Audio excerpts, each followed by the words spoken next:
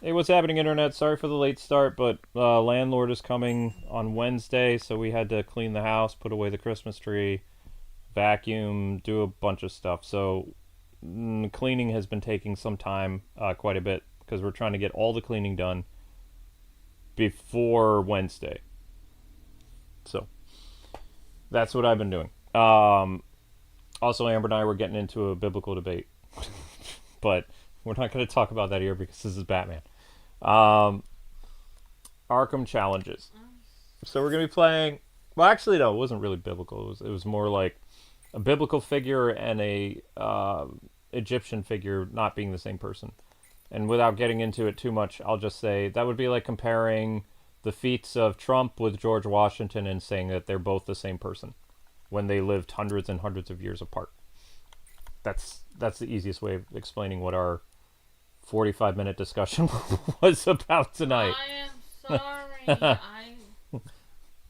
I'm gonna look it up. You're welcome to look it up. Okay, let's get into this. So we're gonna be playing as Timothy Drake, Tina Drake, all fun stuff. No, this is pre-52, so this is normal Drake. So I won't make fun of him too much. OG Tim. This is OG. Well, no, this is Arkham Tim. Arkham Tim is not OG Tim. And technically there's like a timeline split between the two because there's a continuity problem because Tim Drake and Barbara Gordon weren't together during the events of Arkham City, and they were in the flirting stage when Jason Todd had just disappeared as Robin during the Batgirl Matter of Family DLC, which takes place before the events of Arkham Asylum. And Arkham Asylum and Arkham City, Barbara Gordon mentions no thing between Robin because she has a thing between Nightwing, according to the Paul Dini non-canon books now. I'm pretty sure that Tim Drake and Dick Grayson are the same person. Tim Drake and Dick Grayson are not the same person, even though they're both Robin. Simulation activated. They No. both bear the title of They Robin. both bear the title, but they're not the same. They're different Robins. So The easiest way to be it, Dick Grayson Robin didn't wear pants. Tim Drake wore pants and black boots. Dick Grayson had a yellow cape and pixie boots. Tim Drake had black ninja boots and a black and yellow cape. Not the same Robin. There you go. That's... Oh! Crying out loud. I wonder why Tim Drake decided to be yellow and wear pants. Why did Chuck Dixon and those guys decide to give Robin pants? Because they realized it was the 90s and it was looking pretty ridiculous for Robin to run around in a Speedo and pixie boots. They didn't want the Comics Code Authority to come after them again. That's why. They're like, it's weird that Robin's running around like he lives in San Francisco. Yeah, biker shorts, let's go with it. So they wanted to make Tim Drake look all contemporary and cool, and like, what if we gave him pants and ninja boots? Yeah, let's do that. No, they did not put the shorts back on him. When did they put the shorts back on Robin?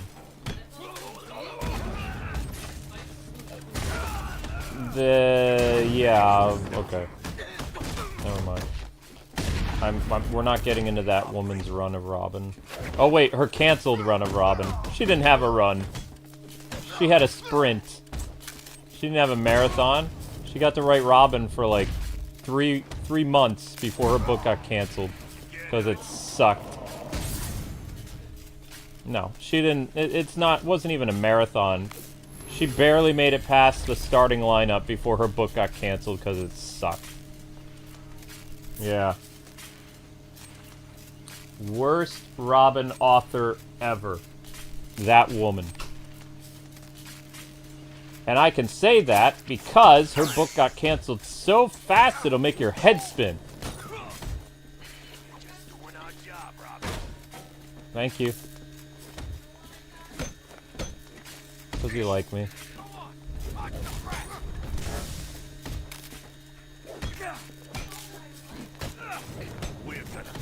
I mean, we've been together a long time. We're here to kill, Robin.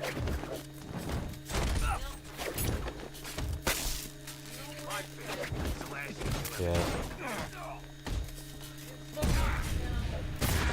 I won't even break it. So, guys, you gotta leave the Nintendo president, the North American one, alone. You have to go after the new Xbox lady because she keeps saying stupid stuff. Today, she just basically said that women are not allowed to be curvy in video games because it's an unrealistic expectation. So they're gonna... That's how women's bodies actually are. Right. And the lady herself is an ironing board, so that's why she has boob envy. Pretty much. Drink some milk, lady. Yeah. But this is why activists are dumb, for one, and two, you don't attack somebody unless they say something stupid. If they say something stupid, then all bets are off. But yeah, she said something stupid, so the internet has a right to make fun of her because she actually honestly believes that curvy women do not exist. She thinks it's an unrealistic expectation and that Xbox needs to make sure they do the right amount of proportions, which is her body size, which is an ironing board. Ha! She is an exception.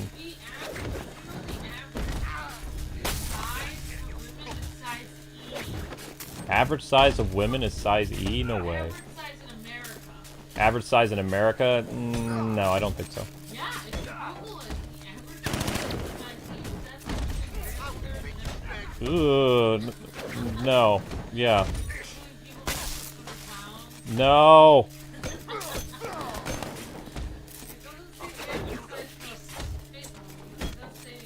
No, I want to know the average size of a fit woman for historical purposes. Hey! What? It's research. God! I'm allowed to look. I just can't touch. Exactly.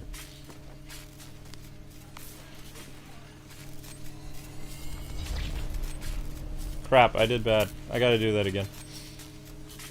Well, here's the thing. Like, all types of body types are allowed in gaming. Like, curvy women, thin women, ironing board women, mid-size, large, small. When you just say that all other types are unrealistic except for your type, then yeah, you have a right to be scrutinized because you're being ridiculous. And here I was just trying to give the lady a benefit of the doubt because of what she said about AI and stuff, and it's like, oh, okay. But no, she's an activist, so yes, unleash the dogs of war because Xbox is going down in flames. Because their leadership is, well, not very good. Simulation activated. But that's the difference. You can't go around making fun of the Nintendo of America president lady because she hasn't said anything stupid. But the Xbox Indian lady has said stupid stuff, so, you know, all bets are off. You have every right to make fun of her and question her crazy decisions because she's nuts.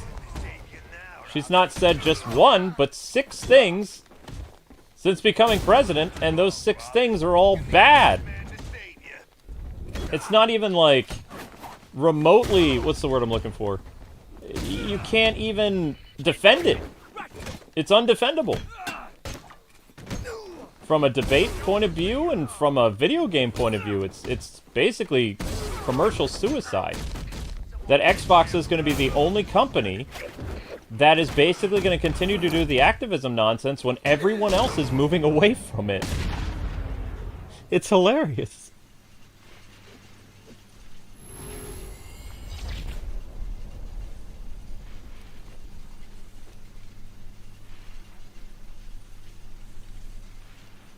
Xbox went down in flames years ago. Well, now they just basically... Okay, let's put it this way.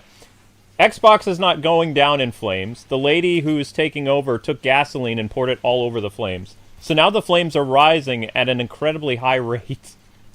and it's burning everything down. It's like before it was a fire that was somewhat controllable, and now it's out of control. The fire is rising.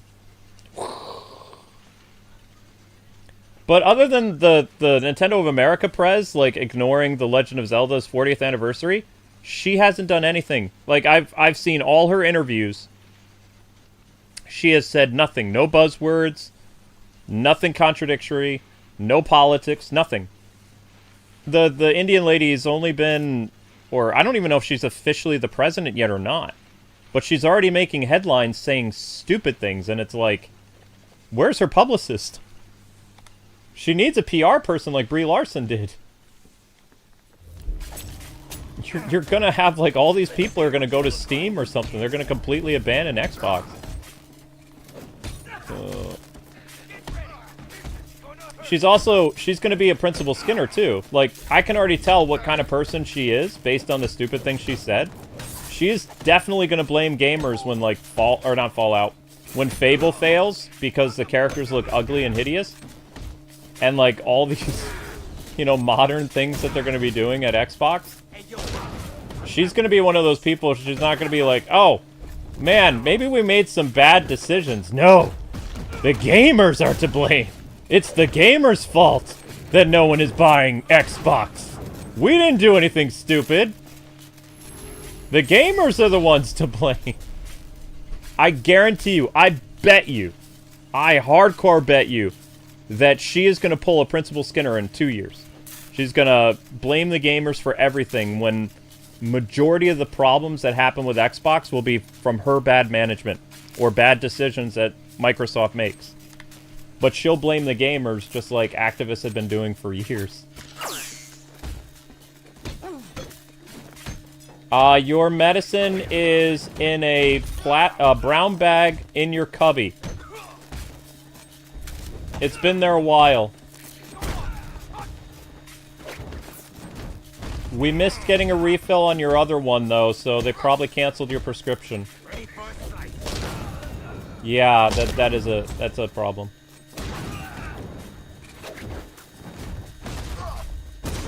Did you find it?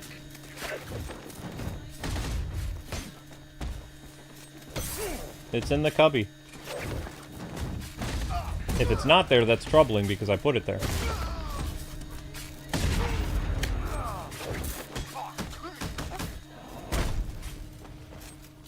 Okay.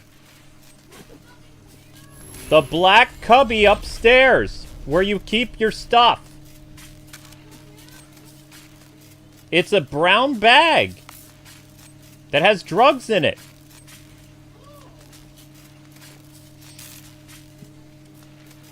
All right, we live next to a cop. I forgot about that. You can't miss it. It's a brown bag.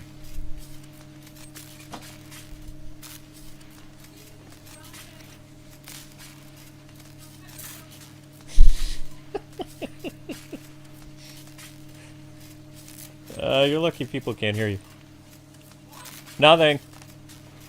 Did you find it? Did you find the goods? Okay. Okay.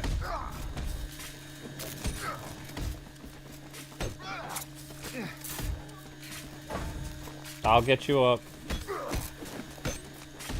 I will be coming up at 2 to take my medicine, and then I'll be going, because this stream's going to go on a while.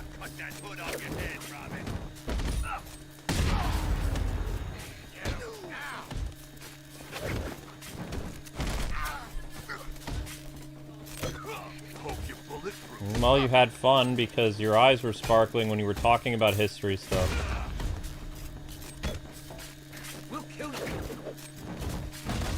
I enjoyed it because I don't usually win debates against you, so...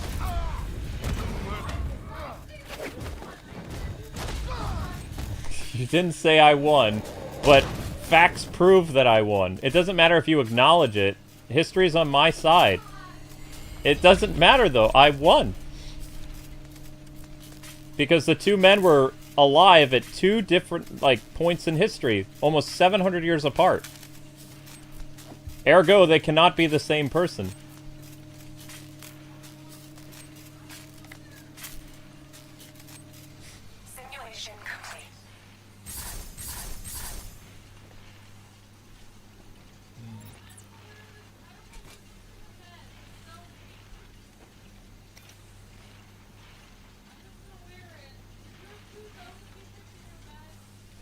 There are 2 Zelda t-shirts in there, yeah. That's fine.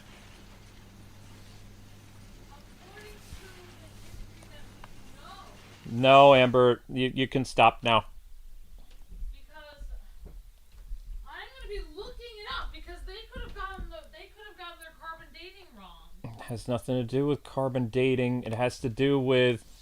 Oh my gosh. You have to remember, different countries have different time spans. If you go by Egyptian history, the 3rd dynasty and the 12th dynasty are completely different, separated by almost 700 years apart. There was a lot of dynasties that happened. If one man was born during the 3rd dynasty and the other man was born during the 12th dynasty, they cannot, in fact, be the same person. I don't know what dynasty they were born in. I don't trust you. I'm gonna look it up myself. Oh my gosh. I sort of believe you, but I have to figure it out. It's not sort of believe, it's history. That's like saying, I could break down anything in history I want. that's like saying Napoleon and George Washington were born at the same time and were leaders at the same time. I'm gonna go to sleep, okay? It's open. Rush him. Let me believe what I want. Or actually, no, I'll do you one better. That's like saying Constantine and the Prime Minister from the 90s of England are the same person because both of them were Prime Ministers of their respective things. Let me believe what I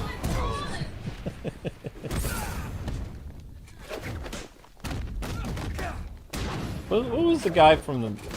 Was it Tony Blair? Is that who it was? Jotaro, the Prime Minister of England in the 90s. Was it Tony Blair?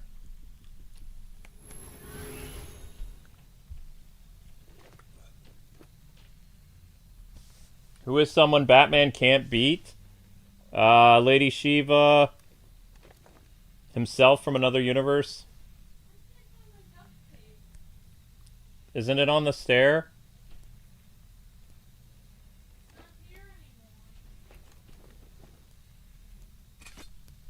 People need to admit that Snyder had a better plan. Of course he did. I just didn't like his plan. I didn't like that he killed Robin. That really upset me. Because I'm over 40 years old, and I still haven't gotten a Bat Family movie on the silver screen. And I do not count the Batman and Robin movie, because that was not a proper Bat Family movie. That was I don't even know what to call that thing. It's bad fan fiction. Okay. It's frying time. Ish. Go, grab it. Well, those discussions took a lot of time from my streams today, though.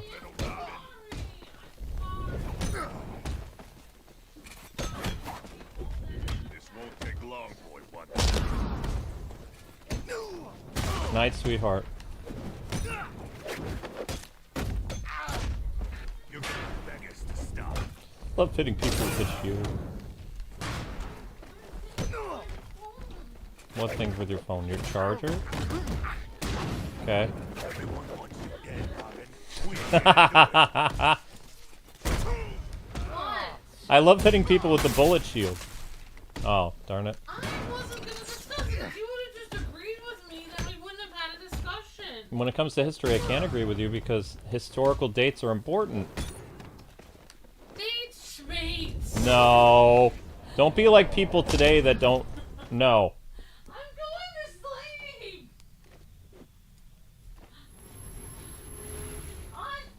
You're making me feel like I'm wrong about something.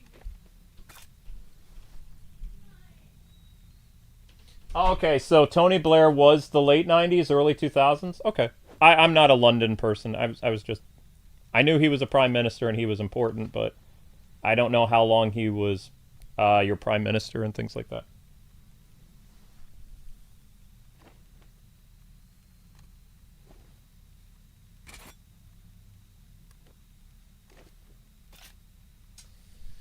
I mean, I don't... I don't...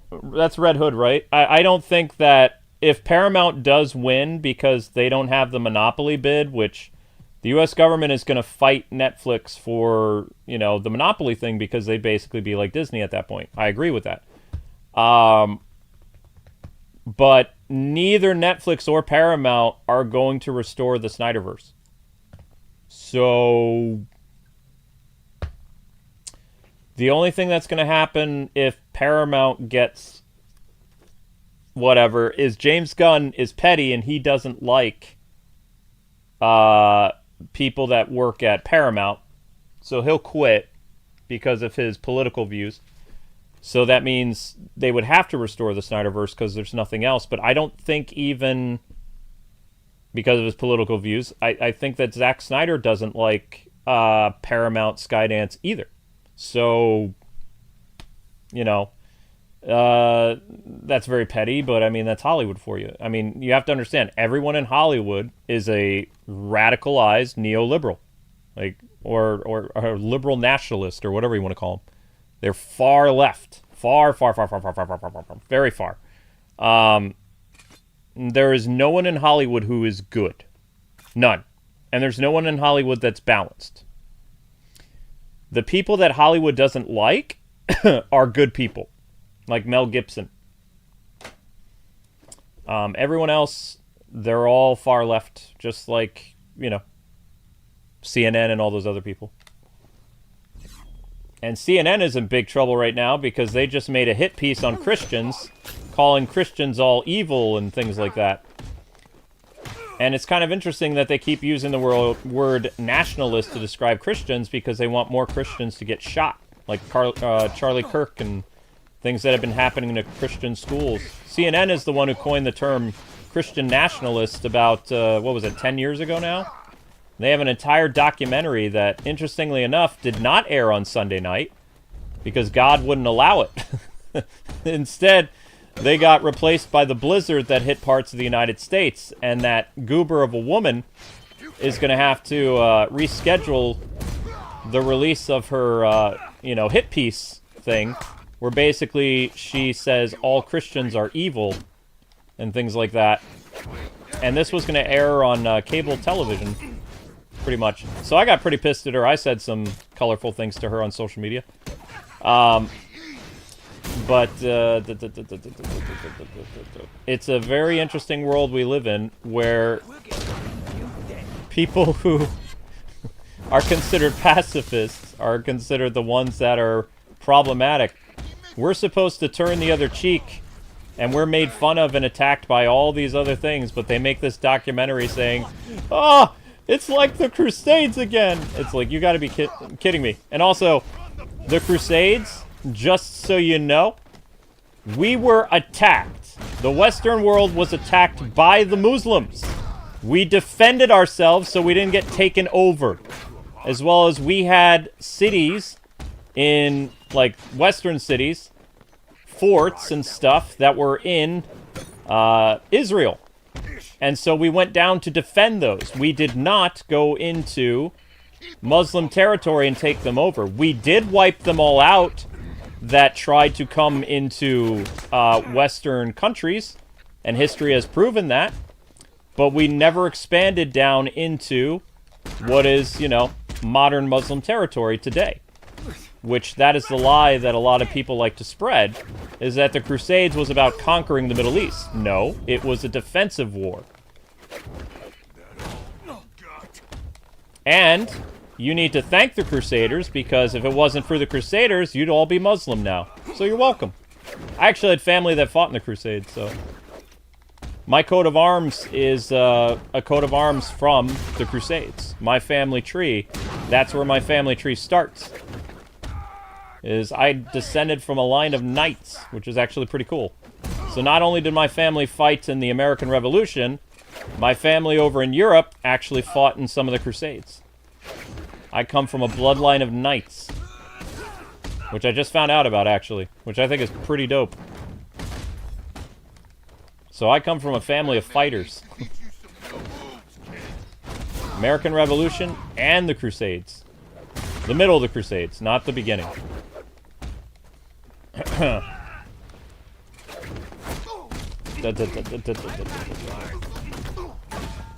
Whack. Boink.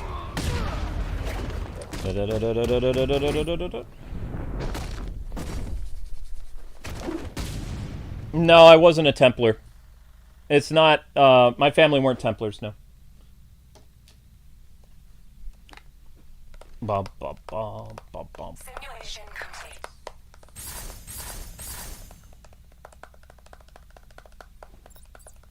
It explains why I enjoyed martial arts so much, is because in my blood is the blood of fighters. But the thing is, if this is what you need to point out to people, and this will get your history professor really mad in college. Next time your college professor goes on a tirade about the Crusades, you just tell them, if the Crusaders were really conquerors, then how do Muslims exist today? Because if we're really as bad as people say, why didn't we just march down into their territory and wipe them all out? Like we wiped them out in the places of, on the border of, like, Western civilization. Like we, annihilated their camps so they couldn't actually invade England and France and stuff like that. If we were really the bloodthirsty maniacs that people say, why didn't we continue to march down and just wipe them all out? And now they would all be Christian, or they would all be, secular. We didn't. Why? Because it was a defensive war. We were on defense, not offense. We went down to protect our friends in Israel. We did not go there to invade the Middle East. Had we done that, we would have won. But that's not what we did. We were on a defensive war.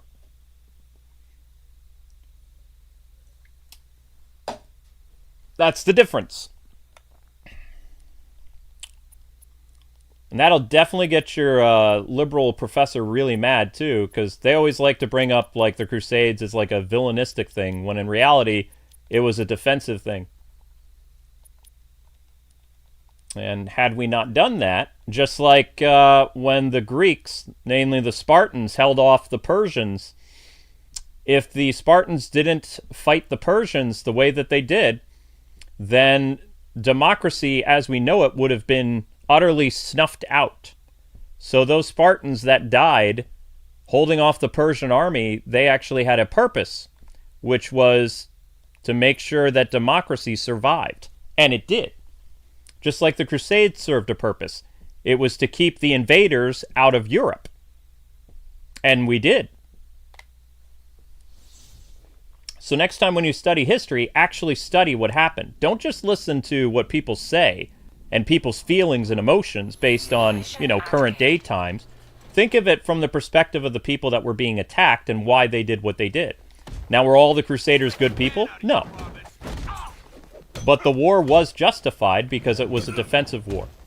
It was not an invasion, because if they actually invaded, we would have won.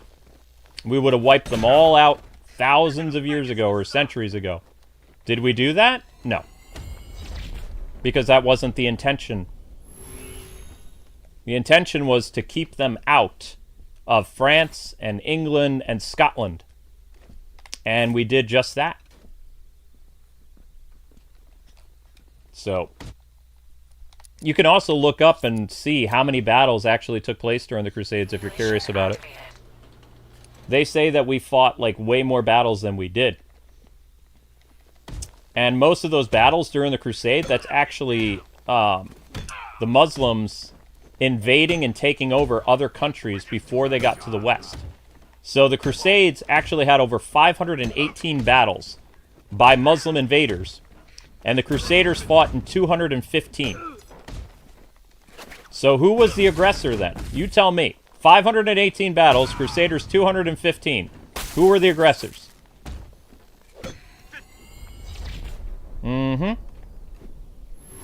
Seriously, talk to your professor in college and get them all pissy. It'd be fun.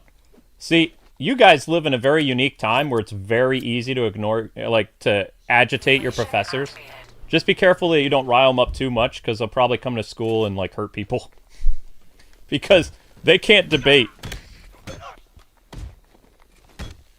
They don't debate. They use violence. That's how you know that you're winning a debate, is if they get mad and they try to tackle you. Or try to punch you or something like that. Because you're getting under their skin, and To them, words mean violence. I'm not saying all people are like that, but a lot of people nowadays are kind of like that. Simulation activated. I mean, there's lots of reason why Rome fell, but Christianity's not part of it. Here's the thing. I've heard that argument too. They're like, they view Christianity as like this guerrilla warfare. We never ransacked Rome. Rome was attacked by barbarians. They were not Christian barbarians. They were like nomads. The only reason Rome did not like the Christians is because the Christians served a god that was different than the Roman gods, and they would not bow down to Caesar. So they would not bow down to the city of Rome. Yet they paid taxes. They followed the laws. But the fact that they wouldn't do a few things that Rome demanded, Rome saw them as public enemy number one. It's actually very interesting to note that CNN's hit piece, because CNN doesn't like one or two things that Christianity does, so now we're called Christian nationalists, it's very similar to Rome's approach with the Christians, and then Rome started to kill Christians.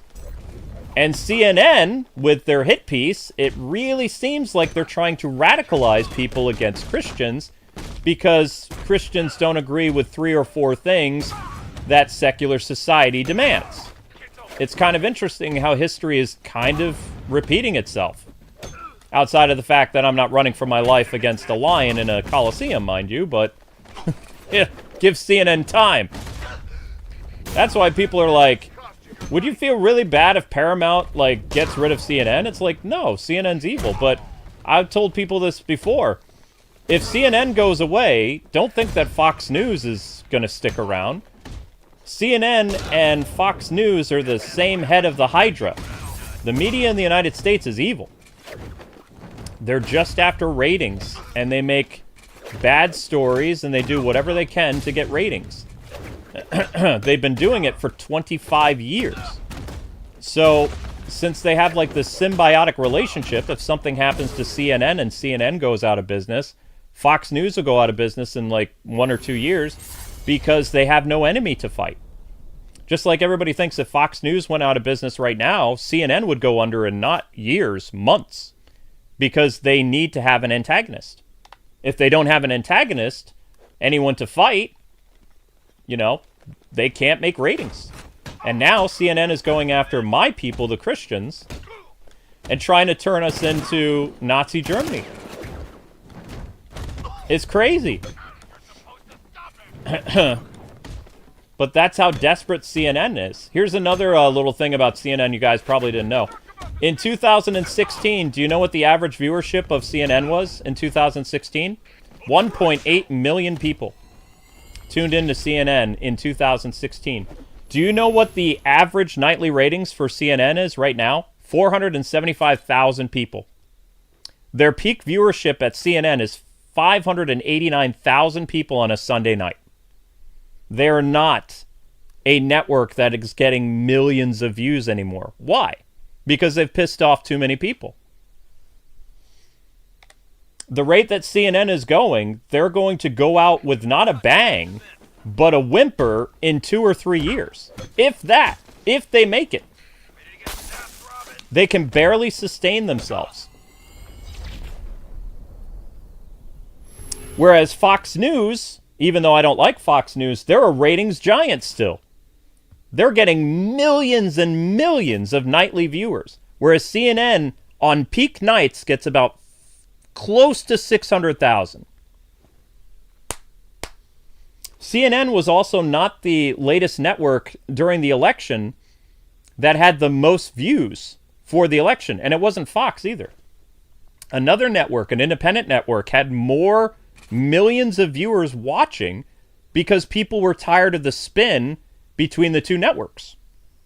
So they were watching a network that was middle ground with the election results of the last election. And I hope that happens more because both of those networks need to go out of business. ABC is owned by DC. Sorry. ABC is owned by Disney. Disney is liberal. That's why I'm surprised people don't know this, but it's like CNN doesn't want you to know this. When they make hit pieces about certain people, they want to take the facts away from you. So the fact of the matter is, they say that Fox News existing is a problem. Okay. NBC is liberal. ABC is far left. CSNBC, or C-SPAN is far left. BBC is far left. What other news agencies does the left have?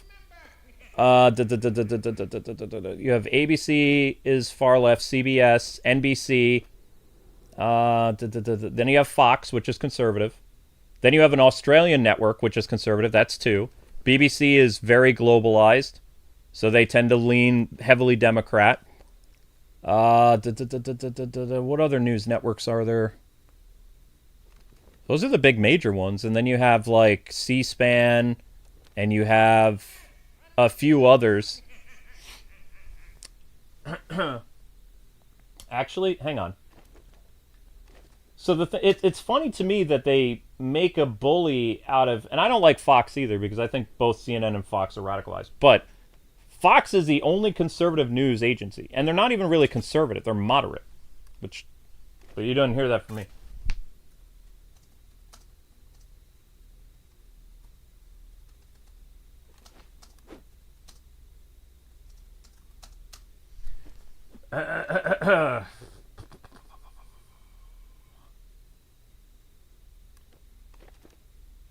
Yeah, see, this is terrifying. Okay, here's a statistic for you. How many news stations do you think there are in the United States of America? Like, how much do you think Americans are tuned into the news? Here's your answer. Local TV news around the United States is 1,116 local TV stations that broadcast the news.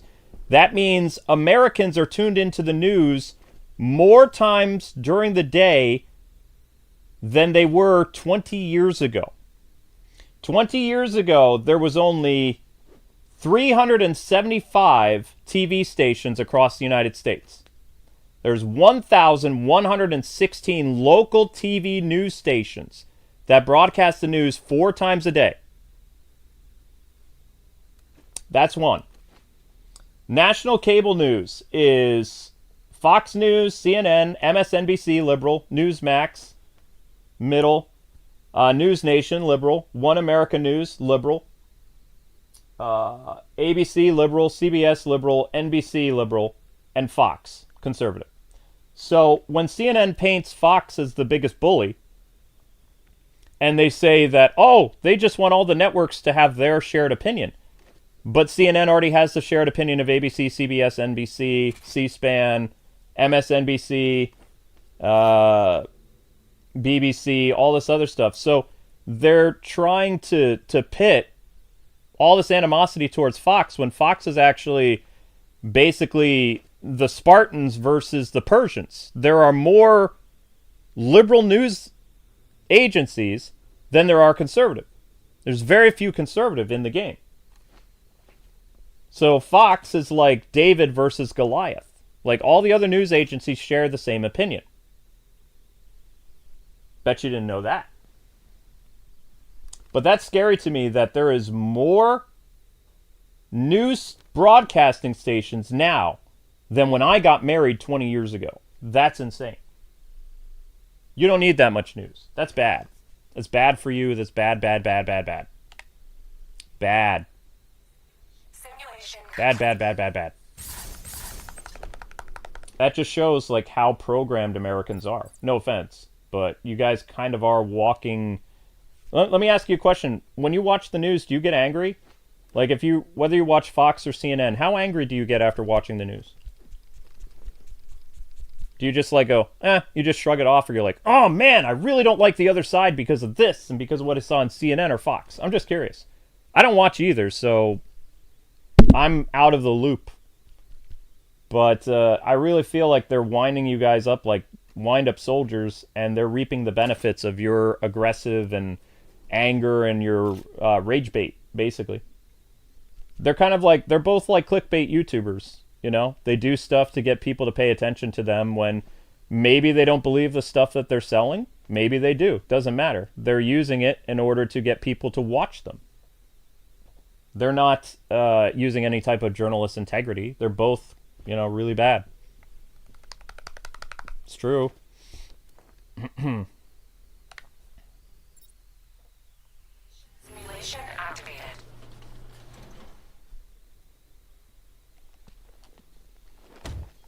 I don't think either one of them report the facts. I think they report things in order to appeal to their constituents and the people that own them. I say we make And I don't think I'm wrong either. Whoop.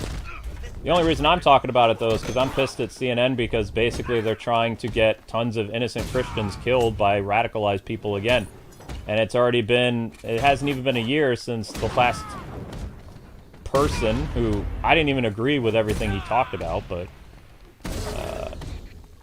you're going to make it so someone else is going to get hurt because of your stupid documentary that's not true, just because you can't agree to disagree with someone that has a different opinion than you.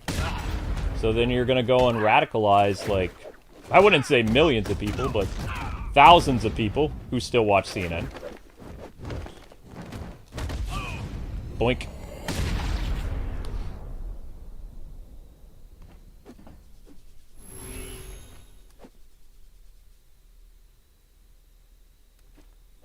Yep, I just read the articles too, exactly. Because you know that you can actually get the news from the headline as opposed to actually watching what they do on the news. Like, the headline tells you everything that happened. You know?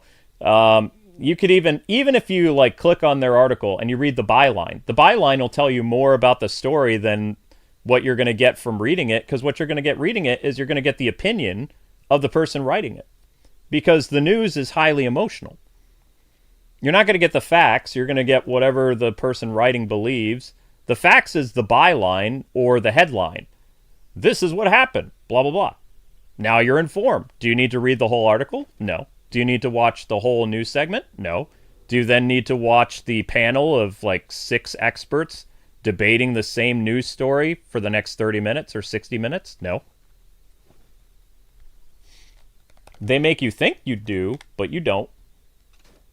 So I'm really, it would be like Christmas to me if somehow Paramount could get CNN and just wipe them out of existence, because the reason why this would be good is because then Fox and a bunch of other news outlets are going to go bye-bye. And out of that 1,116 local news, that number will probably shrink down to 500. Which also would be good, because you don't need all that news. It's unnecessary. Especially with the rise of independent journalism through, like, YouTube and websites and things like that. You don't really need, quote-unquote, mainstream news anymore, because mainstream news follows a certain pedigree. Like, mainstream news, they all follow the same type of story, and they also have been guilty and caught doing it of putting edited footage that everyone has seen online and hiding the truth from people.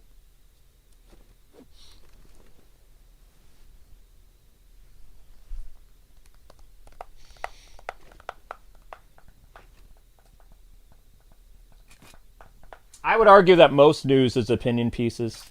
Like, when they go to a panel of experts and they have people, like, bouncing back and forth.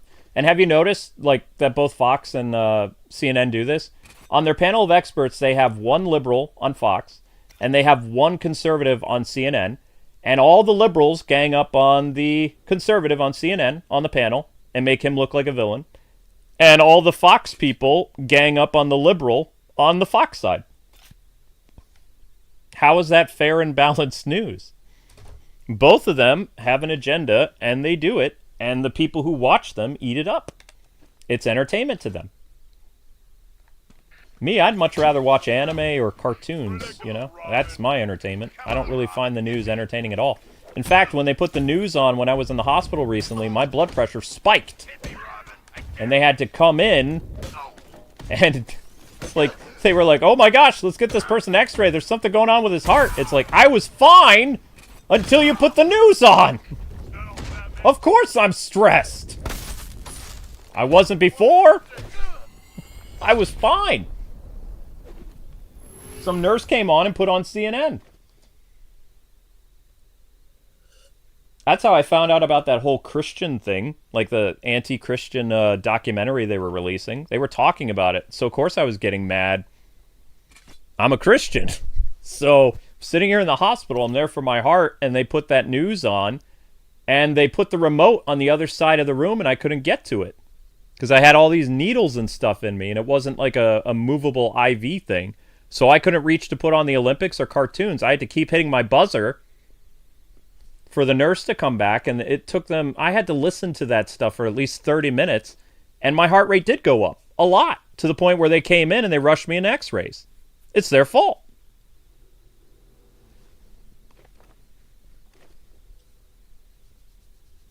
Do I believe in the supernatural? What part of I'm a Christian don't you understand? Of course I believe in the supernatural.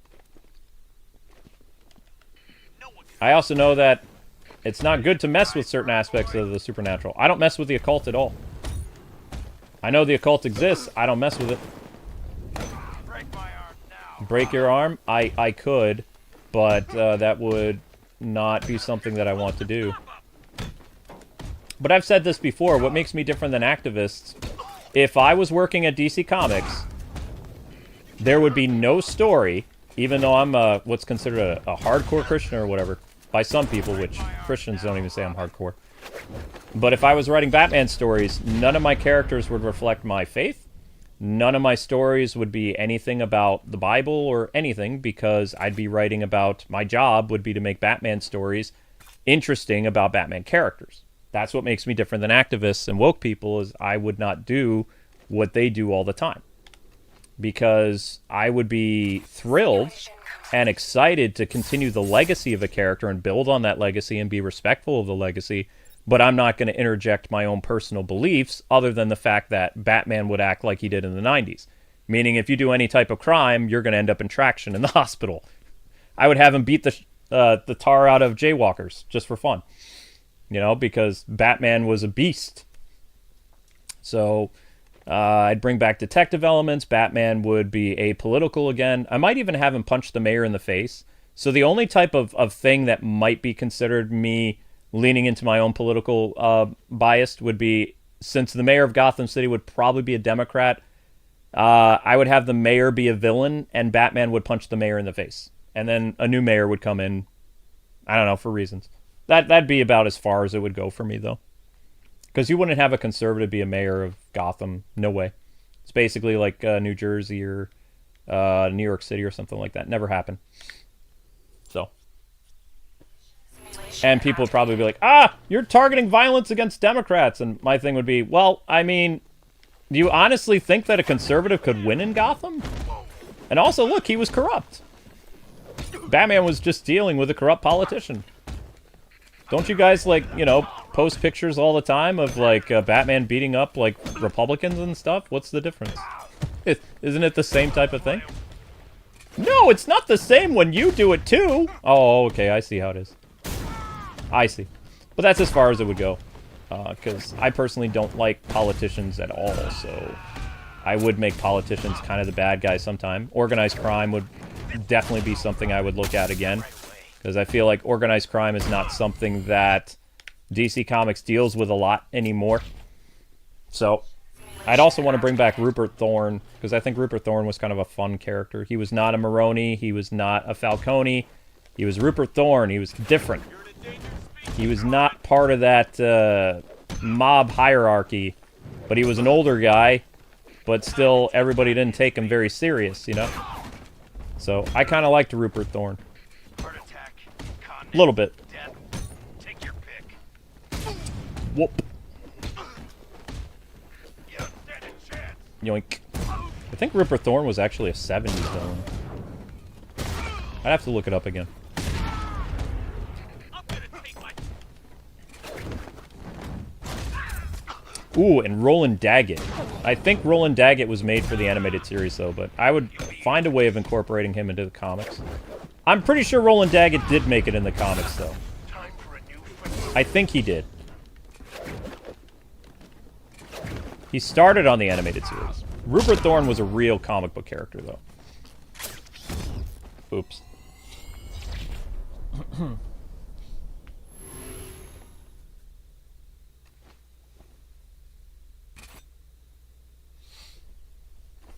I mean, they do tell people who to vote for. Have you not been reading DC Comics? The authors, that stuff's supposed to be private, though. But I'm just saying that's what would make me different. Like, I would do the Chuck Dixon approach. Like, I would just focus on the character, the setting of the story, the universe that it's in. I wouldn't bring anything into the books. There'd be no gender ideology stuff. There'd be no religion. There would be no politics. There would just be superhero stories and murder mysteries, because I like murder mysteries. So there'd be murder mysteries. There'd be a lot of murder, probably. Serial killers, that kind of stuff. Who done it? Because I like that kind of stuff. I like stories that keep you guessing.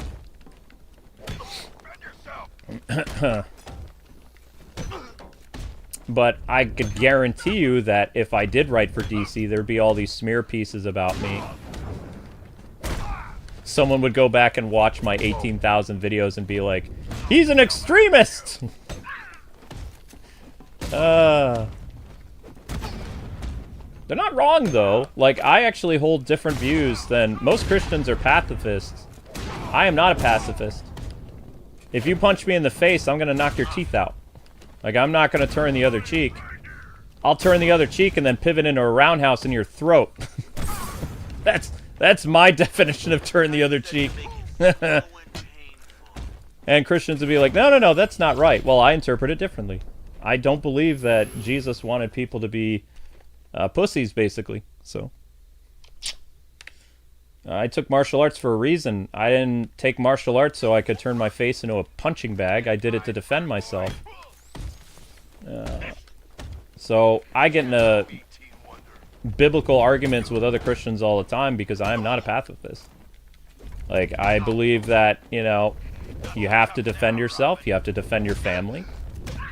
And I hate the turn the other cheek thing because I don't think it's what it's supposed to mean.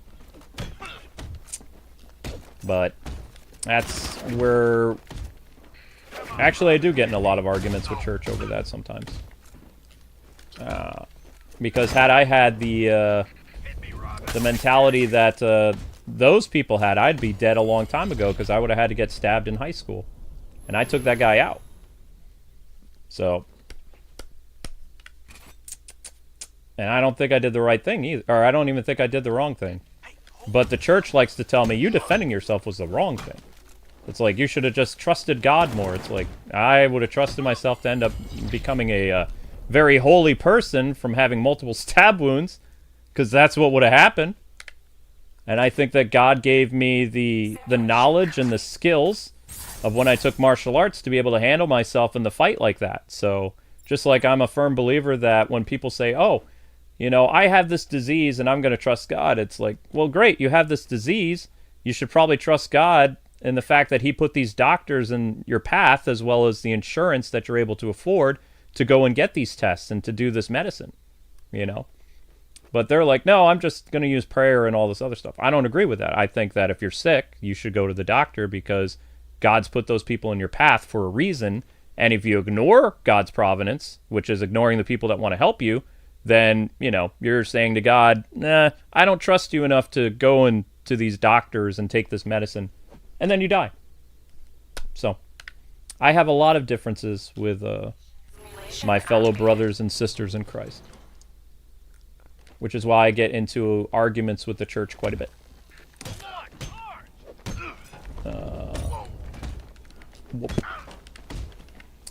But that's just me. That's why I don't talk about church very much, is because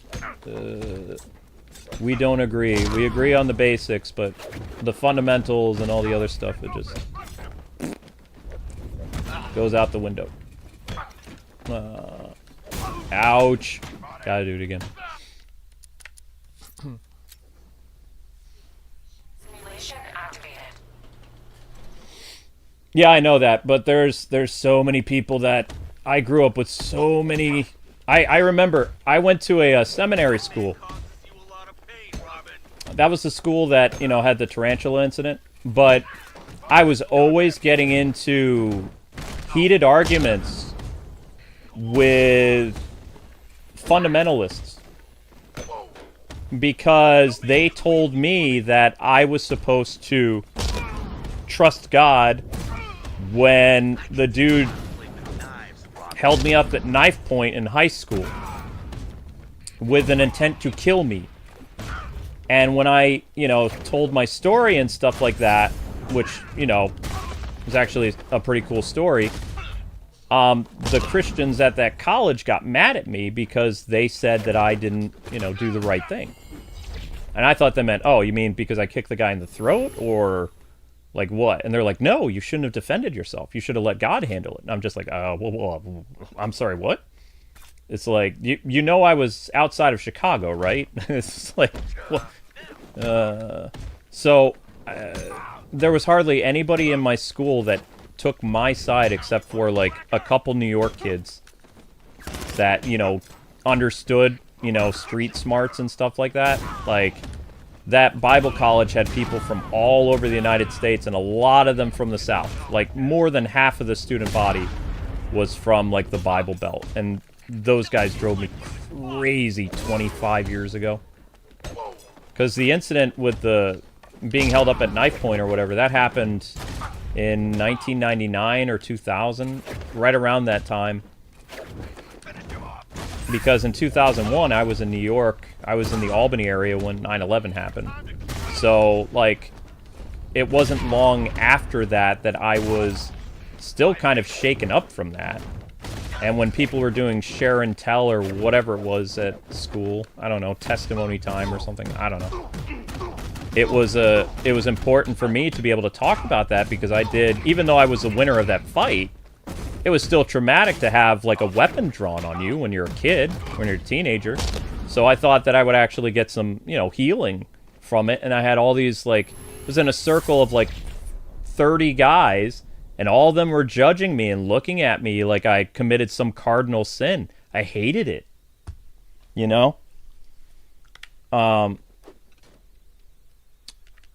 wasn't very good for my quote-unquote spiritual walk to be constantly clashing with other Christians, but they just wouldn't drop it. Like, it was like one time it got brought up, and then they were always judging me for knowing martial arts and, for my philosophy of, like, believing in self-defense and all this other stuff. Like, I was not a pacifist, and that was a pacifist school, so it was the constant clash all the time.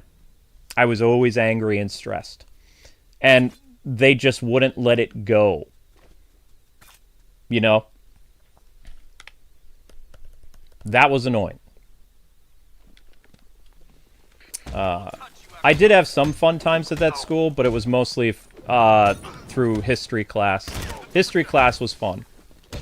Because we went and did stuff like ancient Egypt and Greece and Rome and Persia and all this other stuff. That, I had a lot of fun with that.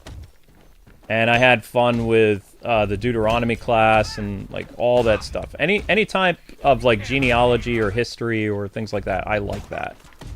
I enjoyed that a lot. But when it came to, like, certain stuff, like Revelation and things like that, I would always clash with people because I came from a different doctrine. So I was not a fundamentalist at that school, and I thought that school was going to be like a place where, because high school was hell, but I feel that college was just as bad, And I was very disappointed because it was my dad's alma mater, and he had such a great time at that school, and my dad and I shared similar views, because he was my pastor growing up. Obviously, I was a PK. So I was under this impression after, coming out of a really bad situation in Chicago, that going back to New York and going to a seminary school would be the best thing for me. Nope. Nope. It was not. Because that school had changed so much from the time my dad went in the 70s to when I went in the early 2000s. It was like completely different. And it sucked because, I I wanted that connection with my dad more because I look up to my dad a lot, but I feel like I failed him because I wasn't able to be that good son, you know, liking his school and stuff like that. It didn't work out.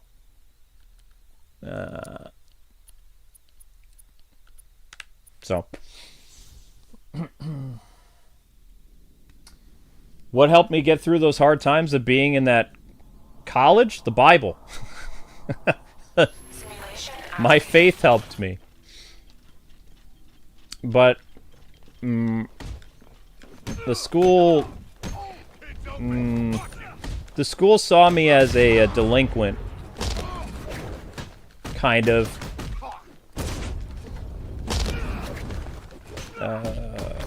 Even though I didn't get in any fights I actually thought I was gonna get into a couple fist fights at that school, but it never happened. I was really trying to practice self-control. I had a guy push me, and it was like, I don't remember, we got into some type of argument about, like, biblical studies, or it was, I think we were discussing Greece or something like that, like, Constantine type stuff. And he was getting really, really defensive. And, you know, I rolled my eyes because, like, I knew he was wrong. And he got really, really mad. And it was like, he was a young guy, though. I was 20, he was 17. So he was much, much younger than me. And I pressed his buttons and he pushed me, and I was like, I was kind of like, you know, I brushed myself off and I'm like, oh, I could end this in 5 seconds. And I was just like, you know what? This is my dad's school. I'm going to let this go. So I just brushed myself off. I just said, you know what? I'm not going to entertain you. I'm going to walk away. I walked away. But that, I feel like I had a great opportunity to knock that kid off his high horse, but I didn't do it. So you can see that my faith was actually helping me cool down a little bit, because in high school, if somebody touched me, I'd retaliate. Like, if you grabbed me, I was going to flip you or push you against a locker or something like that. My faith was helping me become a more mellow person. So that's what I learned the most when I was in that college. I learned patience. I didn't necessarily learn humility, and I didn't learn more about the Bible, which is weird going to a Bible school. You'd think you would learn more about the Bible. But I grew up as a pastor's kid, so I knew a lot about the Bible before I even went to that school. What I learned at that school was how to be patient with people and how not to, you know, cut loose, so to speak. But looking back, I really wanted to hurt that guy. I did not like him. But I didn't. I was good. Mostly. I still won that debate, though. He was way off. The reason I'm bringing this up is because Amber and I had a similar situation tonight where we were arguing about... Not arguing. We were discussing... Third Dynasty of Egypt, Imhotep, and it got into a pretty heated thing. We weren't yelling, but voices were being raised a little bit, because Amber and I are both nerds. Okay, when you get two nerds in a room, when you get two nerds that are obsessed with history, they nerd fight. So, yeah, so. Amber and I discussing that kind of stuff brought up that incident with that kid outside of the lecture hall.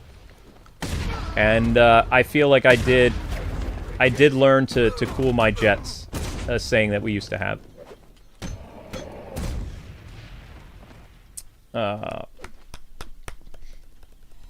But I do have some regrets. I wish I really... I wish I defended myself more. I wish I knocked the guy out who put the tarantula on my chest and put me in the hospital. You know? I regret not doing that. Because I feel like I didn't stand up for myself. I just let bullies push me around. which still gnaws at me a little bit. But, you know, I was older and stuff, too, so it was like, I was finally back with my peer group. Because remember, I was like 2 years older than most people in high school. So, me being in college in 2001, I was finally with my age group again. Like, I should have been with my age group the entire time of school, but I was always 2 years older than everybody, which sucked.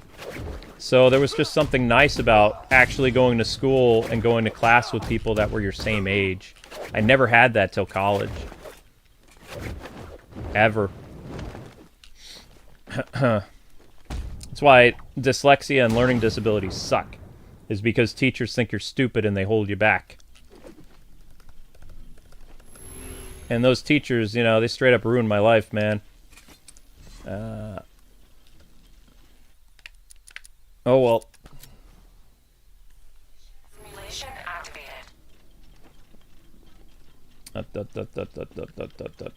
Come get some. I love that so much. Boink!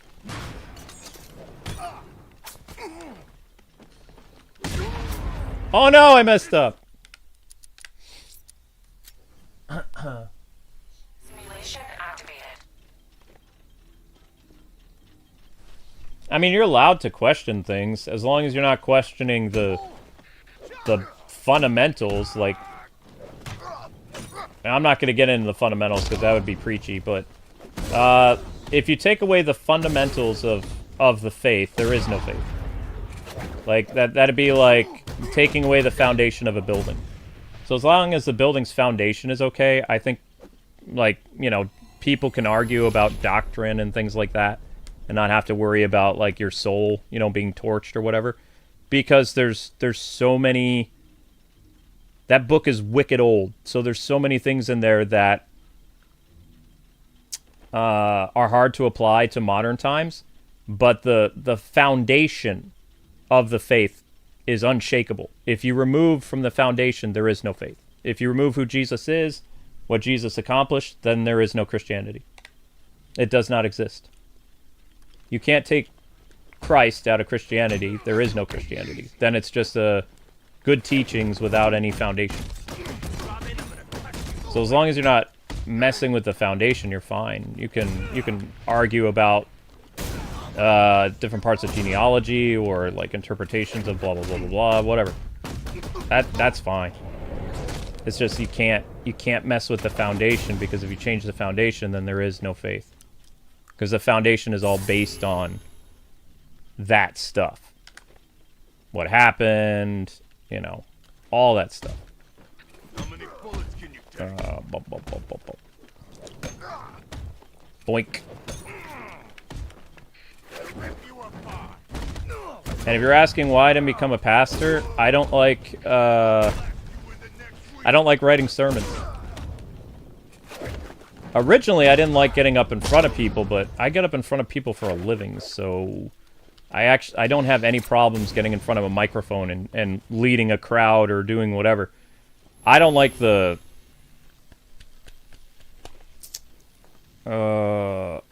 job.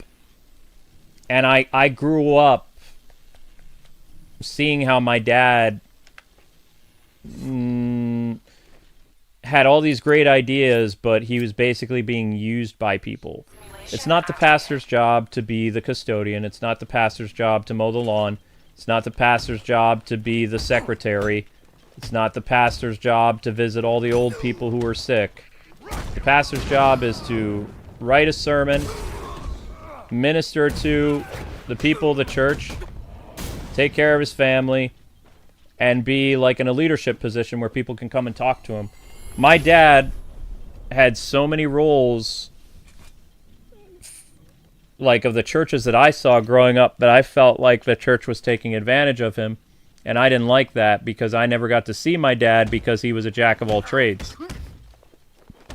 Did not like that. I became a latchkey kid because my parents were never home.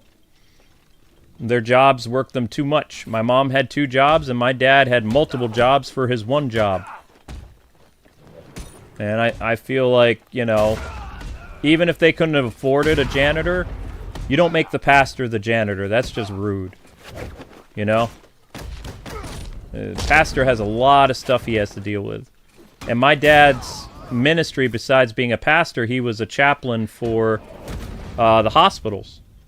So he had a side ministry. It was a chaplain, and he didn't get to do a lot with the hospital stuff as much because he had all these other responsibilities that they weren't even paying him for.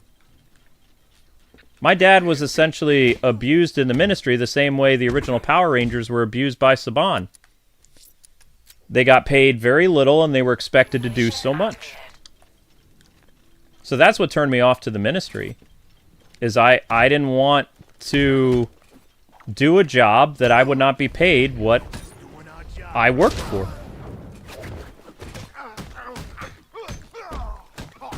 And no offense, but most pastors do not make a lot of money. I would argue somebody at Burger King makes more than a pastor does. Unless you're a part of a mega church, and good luck getting into that. You need a PhD to get into a mega church. Actually, I think you might even need a PhD to be a pastor these days. I don't know.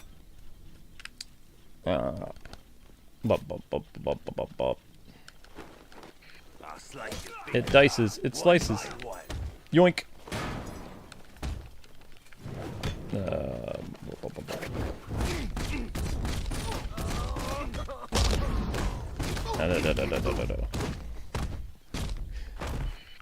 Oh, for crying out loud. I screwed up bad. Gonna have to do this again. Because if you get hit too many times, you're not gonna get the score. Frickin' crap.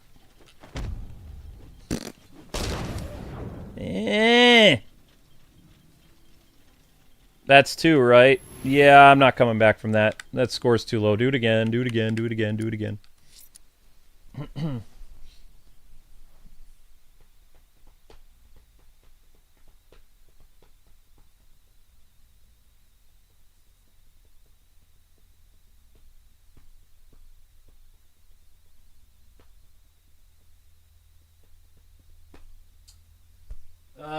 Yeah, see, this is where you and I disagree. Like, I lived in poverty my whole life.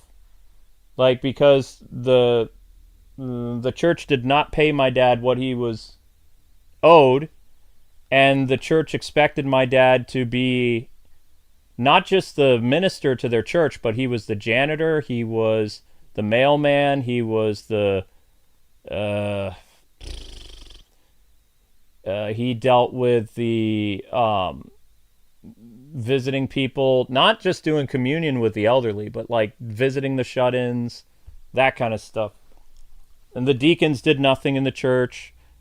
They paid a custodian, but the custodian never worked. And, you know, I saw that kind of stuff and I didn't want to be a part of it. I didn't want to be a missionary. I didn't want to be anything.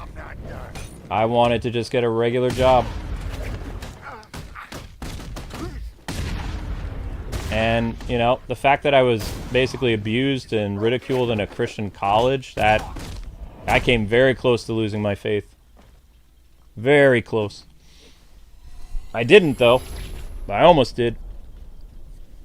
Because it was, for me, it was really, I was like, man, I'm being taken to, I just came out of a horrible thing with high school, where I literally had to fight for my life in Chicago. And now I'm being bullied and made fun of by other Christians that I thought would be, you know, nice people like the people at my church. Nope. So that was an eye-opener.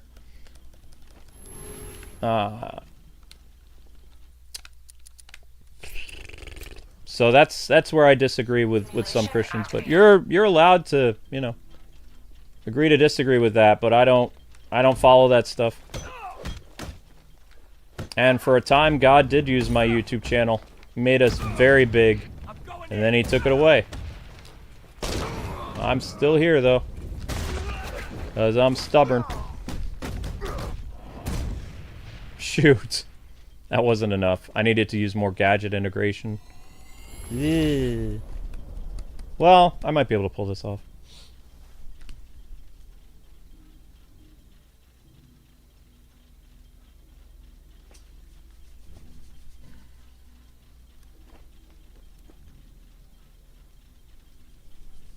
Didn't want to be a pastor because the ugliness of church, financial stuff, and actual movement of faith. I don't know about movement of faith. I don't know what you mean by that.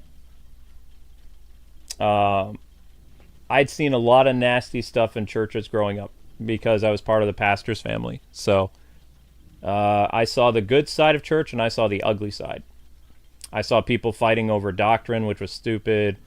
I saw people in college fighting over different things and arguing and making fun of people. And it was really no different than... Christian college was no different than high school for me. Like, inner city Chicago high school was bad because knife stuff. College, faith-based college was bad because people were arguing over the Bible and getting really heated arguments, which was basically like nerd fights. Which was weird, but I did not know why God showed me that stuff. It really made me kind of like, that's weird, because I was really... It was actually hard to get into that school. I had to pass the SATs to get into that college. So I had to have really decent scores for the SAT in New York in order to even go to that school. But it's thanks to passing the SAT that I was able to go to the Albany State afterwards.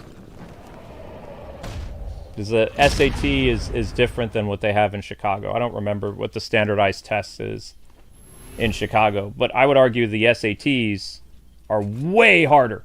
Like, the SATs in the East Coast are way harder than anything in the Midwest. Because I had no problem passing whatever the standardized test was in Chicago. I did really well. The SAT, I got like a B- or something.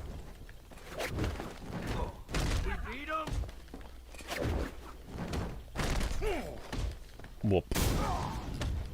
Yikes. And I wasn't even really smart either. Like, not like grade smart. So I never had high grades. That was really hard to do, though. But I wanted to get out of high school and go to college, so I had to pass the SATs. And I don't remember what the... Illinois does not have the SATs. They have another standardized test. That's good, like, all over the Midwest, but I don't remember the name of it. But I had to take that to graduate high school, and I had to take the SAT in order to go to the college that I wanted to in New York. So I had to take that year, like, I think it was within, like, 3 or 4 month difference that I took the standardized test in Illinois. And I did pretty well with it. And then I had to do the SAT, which was really hard. And I didn't think... I felt like when I was taking the SAT that I wasn't going to pass and I wasn't going to get to go to school in New York like I wanted to. Because it was actually my choice to go to that Christian school. Like, I begged my dad to help me get in. He paid for half. I paid for the other half with my jobs. It was his alma mater. I worked really hard to get in there. Because my grades were not the best. So it was a miracle that I got in. So that's why I don't understand why everything fell apart once I got there. I was very, very brokenhearted. It was like, you're told your whole life, oh man, secular stuff is so bad. And I went to a Christian school and I'm just like, how is this is different, but it's not that much better. I don't understand. And ADD kids question everything.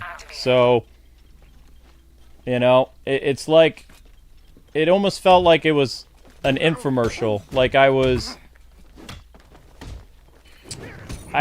promised something great that never came. And it was heartbreaking because I never really got into faith-based things that much because I would always get in arguments with other Christians. Whether it was people at my church or school or whatever. I was never really into the faith-based discussions very much because I always butt head with people. especially the people that said I was supposed to get stabbed to death in Chicago because it was my time. Like, I hated people like that. Those Christians really bother me. Because obviously I don't agree with them.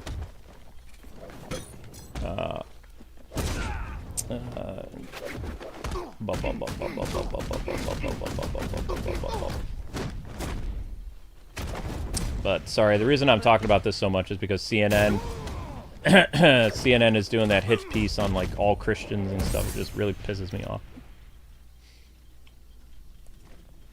That's got me thinking about stuff, and it's just like a well of memories just comes back, you know? It's kind of like, yeah, I didn't really want to talk about this. It's my channel, but still, it's like weird timing for everything. Simulation activated. But originally on this channel, when I started, I did my best for, it was like 17 years to try to be what I thought was a good example for people and all this other stuff. And, you know, teach kids right and wrong and humor and things like that, stand up to bullies. I really feel like my life was being used for something that God was doing. And then when 2020 rolled around and we lost everything because of the shadow banning, it shook my faith, but it didn't take it away. Just kind of like, oh, I guess that's over now.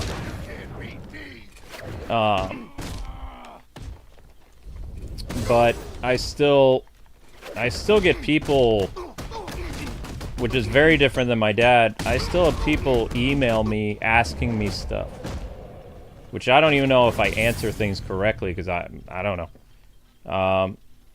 But I've had, I guess in a sense, like some aspects of this job became my ministry because I have emails of people asking me about faith-based things a lot, and because I didn't go to those Christian schools and things like that, I don't know if I've ever really been a very good example to people other than, you know, praying for them. And if they need to talk to me about something, I've talked to people who are on, you know, terminal because of cancer. I've talked to people who are having problems with their marriage. Talked to people who are having problems with bullies. Talked to people who've lost their pets. Like, I don't really know how qualified I am to speak on certain things because I don't have a degree or anything in it. And I have no college degree in anything. And my entire YouTube thing, I've had people reach out to me to ask me things, which is weird because I ask other YouTubers, it's like, do you have fans ever email you about personal things they're going through? And they're like, no, they just asked me for autographs. It's like, huh, okay. So you've never had a family say, hey, my kid is watching this game that you're playing and I have questions about it, or is this thing appropriate for my kid, or blah, blah, blah, blah, blah, blah, blah. And they always tell me, no, we never, ever have I ever given life advice to anybody. And I got like millions of subscribers, things like that. So to me, even though I ran away from the ministry, sort of, it feels like some aspects of this job became ministry, even though I chose to, you know, not get into what would be traditional ministry. Like pastor, youth pastor, missionary pilot, whatever. Which I find that God has a very interesting sense of humor. I've even helped people who were doing some pretty scary things that I will never forget. I never want to hear that stuff again. Because that still shakes me to this day, because, you know, if I would have said something wrong, that person would have... I would have heard that person go on the other end of that Skype call. That's freaky, you know? That was a... Besides having that knife drawn on me, that was a pretty scary night. and talking to that person, and I've never done that again. I've never put myself in that position again.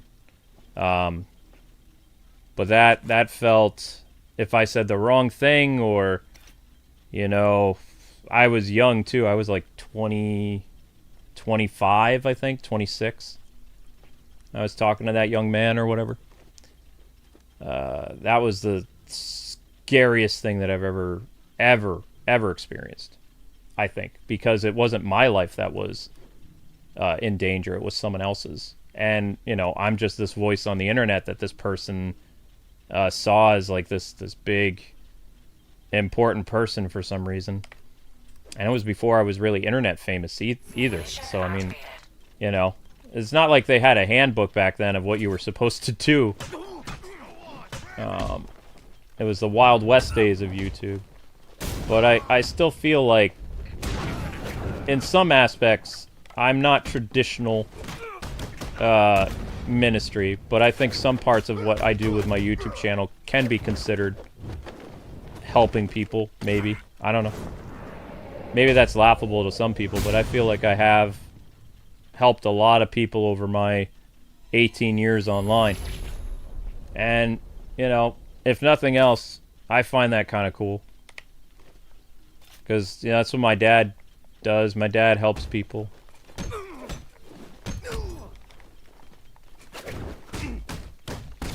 Uh-oh. Well, actually, my dad's finally retired, thank God.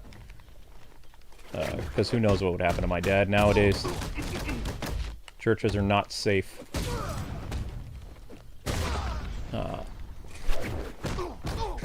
I could talk about why I stopped going to my current church. I got into a fight with the deacon. Not a fist fight. Speaking. And I was saying to him, because remember, cop family. I was noticing how the church that we were at had very little security, and churches were getting attacked by people. And so he was drinking his coffee, I was sipping water or juice or whatever, and I was just talking to him, and I was like, you know, you guys really need to, it's not the 90s anymore. You got to start locking your doors. You need to have somebody watching the doors. You have all these people, all these kids here, and I don't like what you guys are doing, because this is not okay now. This is a safety risk, right? Again, cop family, right? I come from a cop family, Portuguese cops, and like the non-religious side, police officers, dad's side, religious. I'm literally mixed between two philosophies and walking a tightrope and you know, whatever. But discussing with this head deacon guy, and there was just like, I think it was a while ago, there was another shooting that happened at a church or something. So I was telling him, you know, you guys really need to consider investing into this stuff and find a way of keeping your congregation safe, like because you don't have a plan, you don't have an escape plan, you don't have you're sitting ducks here, and you're fine with being sitting ducks, because you have the philosophy of, you know, well, if something happens, then it's my time. It's like, I don't believe that. I believe that you're basically squandering the life that you've been given, and, you know, God is giving you tools, and you're refusing to use these tools. So that's what I told him.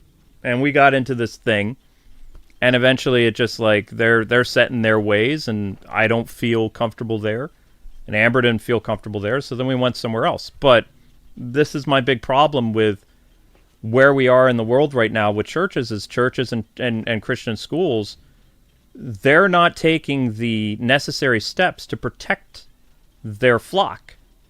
And I think that's stupid, because even government buildings and public places are taking some type of precautions with trying to make it hard for people to hurt them.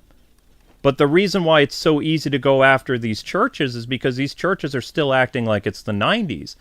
And that really bothers me. Like, it makes me really angry. You know?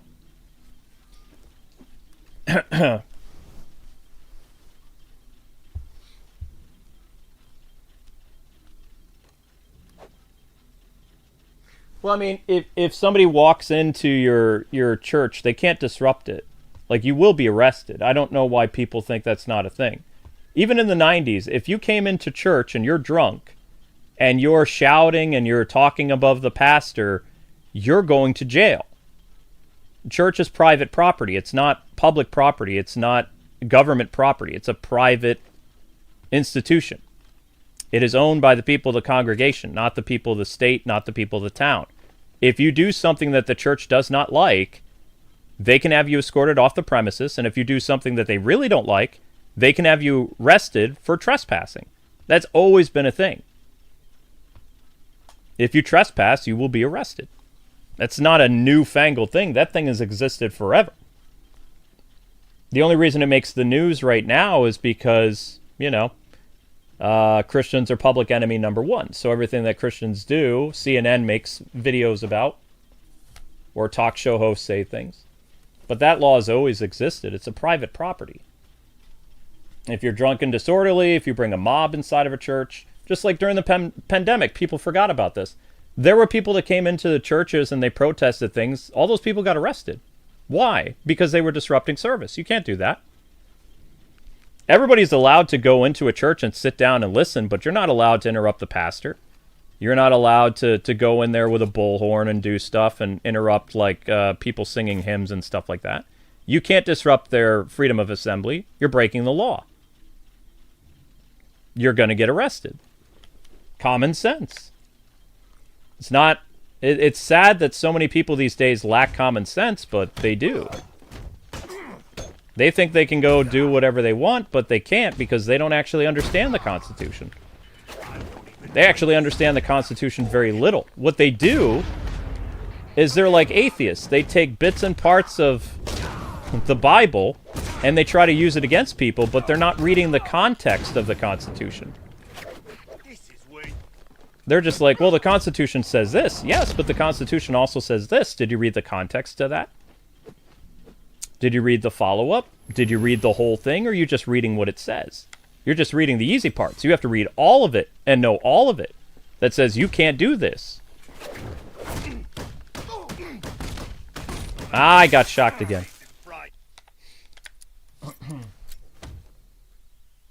Simulation activated.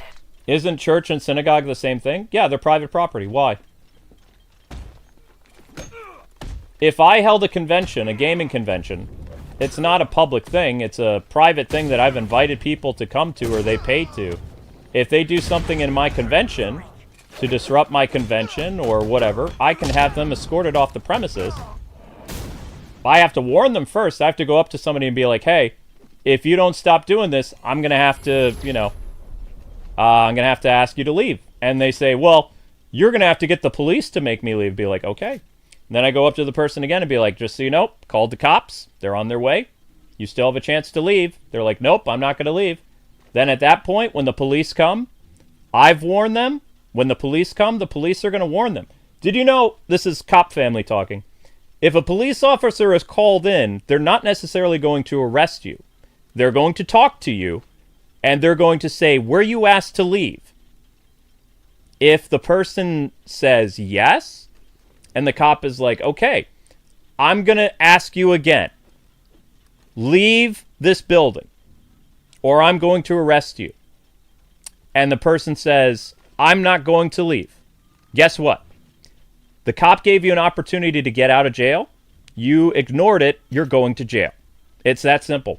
Whenever you see somebody escorted out of a building, they were warned by the police. The police didn't come down there, judo throw them, and then cuff them like it's China. The police officer walked up to them and said, hey, you were asked to leave. We're here to make sure you leave. And if you don't leave, you're going to jail. So are you going to leave? And then they say, no, I'm not leaving. I have every right to be here. Now you're arrested. That's how it works. Well, that's how the law works anyway.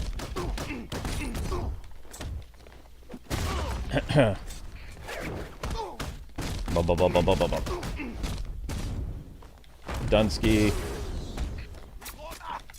Bullet shield. I love that.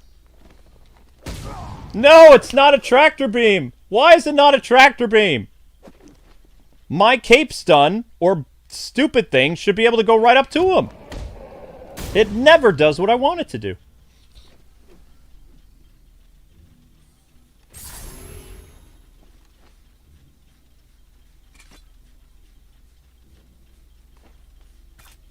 Shouldn't all houses of worship have security? Yeah, but they say stuff. It's the same thing like the lady at my church who was dying of cancer. Like, she was getting upset at God because she wasn't getting better with cancer. She died, by the way. And she kept, like, you know, blaming my dad and blaming all this other stuff. And my dad told her the same thing I told you guys. It's like, God has put the doctors in your path to help you get better. And you're choosing to ignore his providence. It's not to say that he can't heal you if he doesn't want to, but he is giving you access to things that you could take advantage of and get better. And you're saying, I don't want to do that. I just want to be healed. So, yeah. Same thing is going on with the whole security argument right now. They're saying that if somebody comes in and hurts all those children and, like, mows people down, it was everybody's time to go in that church. That's what they believe. So, I don't agree with that. But again, you have to remember that I'm part secular and part Christian. I have a faith-based family, and I have a family that is in law enforcement. You know? So, I know the law, and I know the Bible.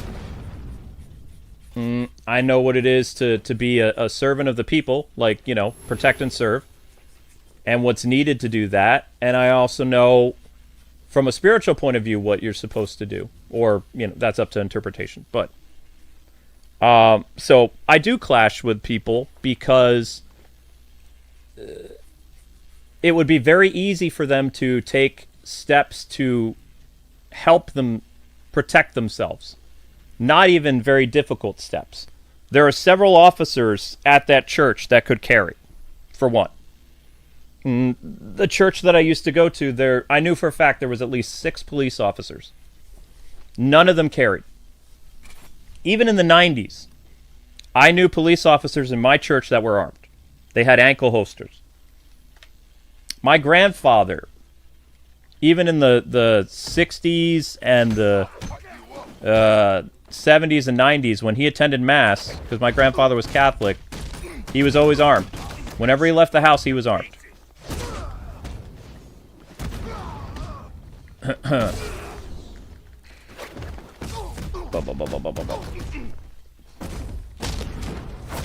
But yeah, I'm confrontational with Christians. I'm confrontational with atheists. I'm just a very confrontational person. It's just how I am.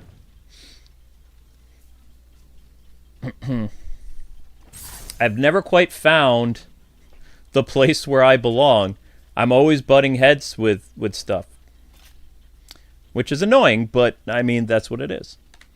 And I butt heads in the gaming community, too. Like, I didn't used to. I never really got involved with a lot of stuff until the pandemic era. Like, I never said really anything until the pandemic era. Because they dragged me into it. Like, I was just fine doing my own thing, and then, you know, war came to my doorstep, and it's like, well, I'm not going to ignore it.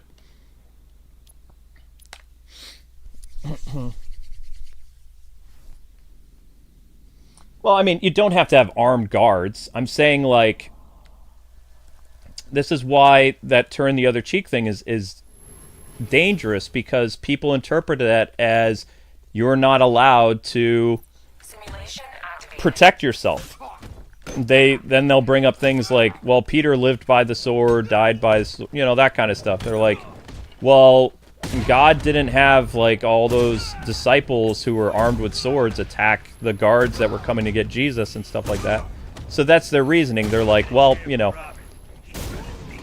And it's like, but there was a reason why that moment happened. That was supposed to happen. That's what he was trying to tell people. He wasn't telling people to be pussies.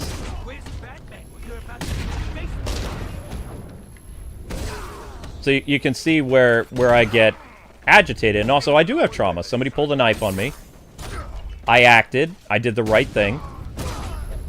And I'm still hounded by people. Like, to the point where people ask me about testimony or the scariest part of church or whatever when they have those circles. I don't even talk about it. I don't even bring it up because I know they're going to judge me. So I make up some other BS. I'm like, oh, I got into a verbal argument with an atheist and blah, blah, blah. And I swore at him or something. They're like, oh. I don't tell them the truth, though, because I know that they're going to abuse it. So I withhold things from the church because I don't trust them. I've been to too many churches over the years. Whenever I bring up that story, the church looks at me like I'm a violent thug and that, you know, I'm not supposed to be here. One church told me, one church Amber and I went to, minister was talking to me, and I really liked the minister, and he said, you know, he says, I know your marriage is special and everything, but he says, you're not supposed to be here. I'm thinking, what? He says, yeah, he says, your time was a long time ago, son. He says, you're evading the angel of death. And I'm like, what? So I left that church, like, real fast. I was like, you got to be kidding me. So any church that believes in absolute pacifism, I don't attend. Because I know that's going to come up. And again, not all churches are like this, but there are some. So, you know, I did not appreciate that minister telling me that. It was like, that is just so bizarre. And that was supposed to be like a Southern Baptist church, too, or something like that. I don't remember the denomination, but... I personally don't like being a part of any denominations. I like congregational churches that are separate from, like... there's so many. There's so many denominations. There's Methodists, there's United, there's Baptists, there's Southern Baptists, there's so many things. And the reason why there's so many denominations is because, like, Christians, just like everybody else, they fight over things. It's like they're basically fighting over the lore of the Bible, and then they create another sect, and then another sect, and then another sect. And it's like, okay, you agree with this stuff? Yes. Do you agree with this? Yes. Do you agree with that? No. Okay, we're making another church. That's pretty much the same thing. And it's been like that for so long. And then you have some groups that are just like, well, we're going to take the most controversial stuff out of the Bible, and we're not even going to worship Jesus. It's like, then how are you a Christian? It's like you can't take away the foundation. If you take the foundation away, there is no Christianity. It's like you can't do that. And they're like, watch us. It's like, but no, it's like that's way too far. At this point, it's like, just call yourselves the Elks Club or something. Because you're not a church anymore, because you don't even believe in the basics. You have to believe in at least the basics. Everybody has to agree on the basics if you're a Christian. If you don't, then you don't have a faith.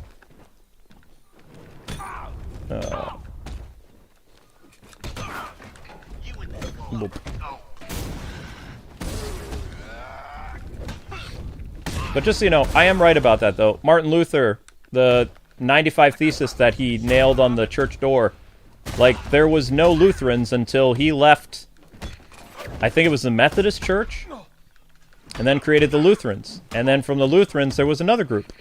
And then from them, there was another group. I think the Baptists have been around a long time, though. Baptists come from John the Baptist, I believe.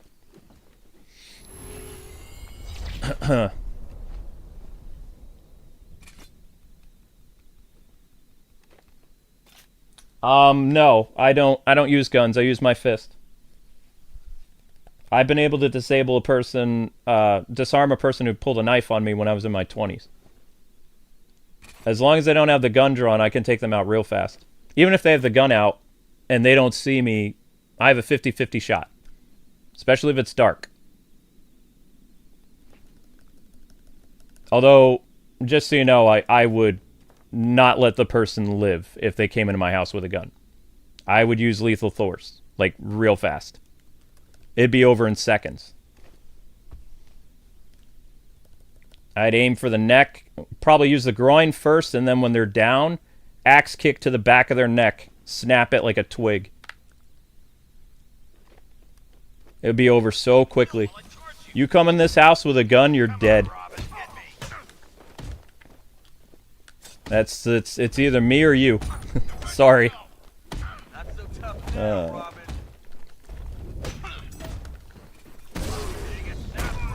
let me tell you, axe kick has a lot of force when that comes down on your head from the impact of the heel and the momentum of your foot. That's enough to not only fracture your skull, but if I aim for where the joint meets your head, you're dead. Instantly.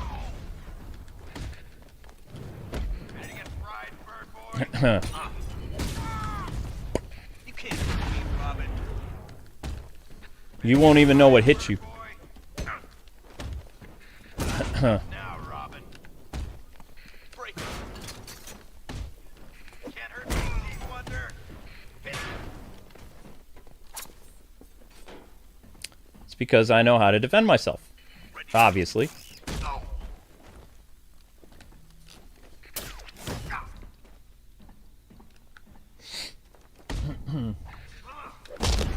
Ouch.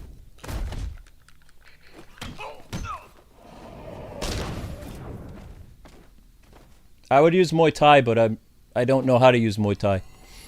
I didn't study Muay Thai, so...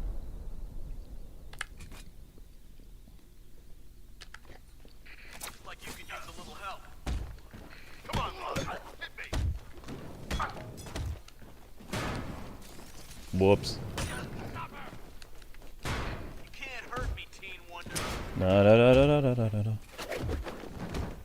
Yeah, again, sorry guys. I have a lot of stuff going on in my head. And the fact that literally they're making a documentary that is incredibly dangerous, that's going to radicalize the few people that still watch CNN, makes me very, very angry. That's like all I'm thinking about currently. Actually, I've been thinking about it for days. And I find it so funny that The Storm delayed her documentary and she was crying online about it. That was funny. How dare the storm happen and delay my very important documentary on the dangers of being a Christian nationalist. I'm like, jeez. It's like, don't you have anything better to make news on? Oh wait, no, you're CNN. My bad. Just make an article attacking Fox again, and then Fox will respond, and you guys can go back and forth again. Resuscitating now. Boink. Watch yourself. I can't revive you again. So just so you know, this documentary hasn't released yet. There are people that are trying to stop this documentary from releasing because it's, like, really bad. Like, there are some people that work at CNN that believe that this documentary is going to take away, like, hundreds of thousands of viewers from them. Which it probably will, because it's very nasty. So there's some smart people at CNN still that think that maybe this documentary goes too far. So there's still some people that have a good head on their shoulder. But the other people, they're like, well, if we lose people, we'll get more people. It's like, if that's true, how come you still don't have millions of people watching you anymore? If all the stuff that you've said and done is fine and it's real news, then how come you have dwindling ratings for a decade? Something to think about. Or you can take the Principal Skinner approach. You might be lucky to choke on your No, but to answer your question, I don't need a firearm. I know enough, and, you know, I can even make the person think that I'm, you know... I would actually personally...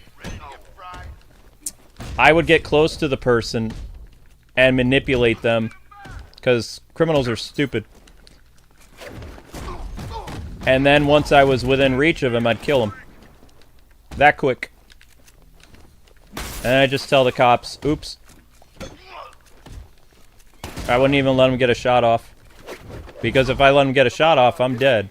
You have to understand, when it's that situation, you have no other choice but to use lethal force. You have to.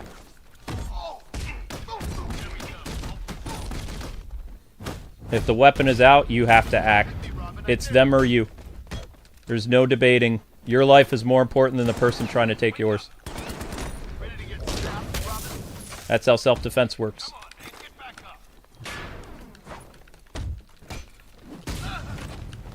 Blink. Unless you're in a blue state, then I don't know what to tell you. I'm in a red state, so self-defense is still the law of the land.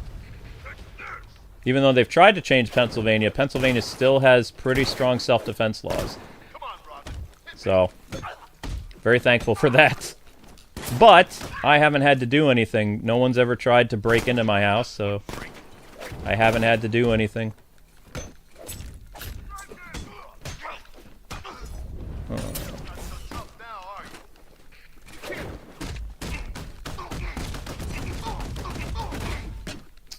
But I personally, like I told you guys before with that knife incident, I was not trying to knock the person out. I hit him as hard as I could. The only reason he lived is because God had him live. I kicked him as hard as I could, and I was wearing steel-toe boots. I did not miss. I got him right by the jugular. Really hard. It's a miracle he lived. Because I was not playing around.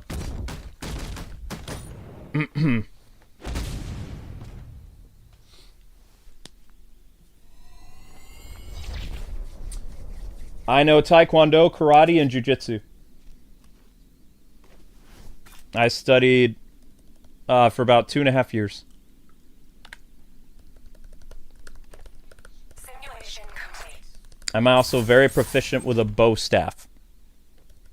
Which could be a broom or whatever. Simulation activated.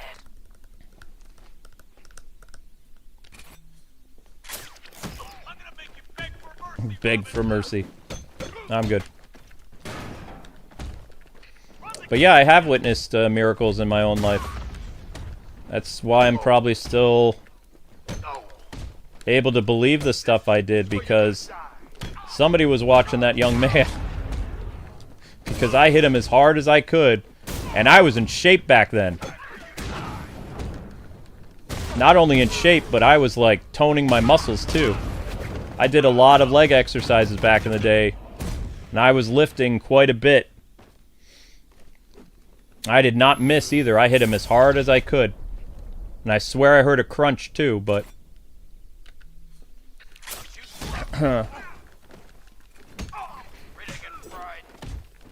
Because at that point, you can't worry about the safety of the person trying to kill you. And that's... If you have those doubts, then I promise you, you will die. As someone who's gone through that, you have to have the will to act. And if you missed your opportunity, and you don't take it, your opponent's gonna take it. In a street fight, there are no rules.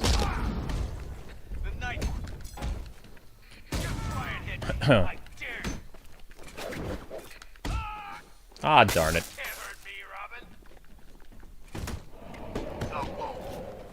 Wait, what the heck? That was a takedown?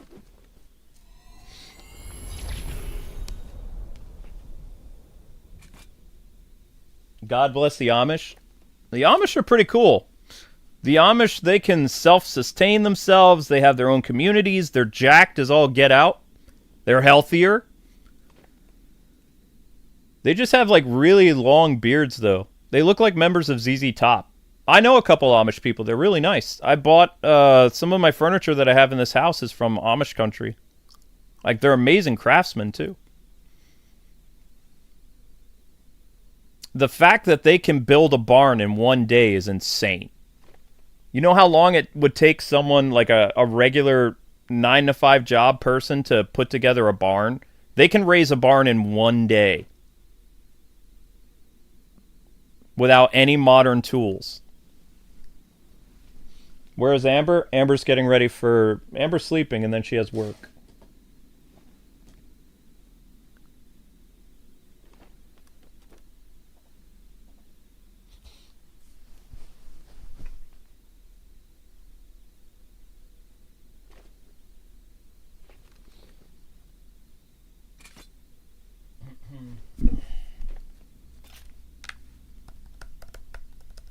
What I liked about karate is karate has like a different variety of stuff. Break my arm now, right? Taekwondo, when I learned it, it was fast kicks and punches. Karate was shorter attacks with more power. And of course, jiu-jitsu was all about using the mass of your opponent against them. Except they didn't use the word mass. I don't remember the word they used. Shoot.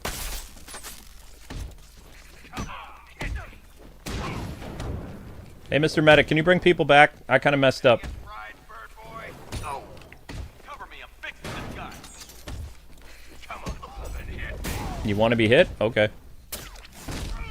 You asked for it. Hurt me now.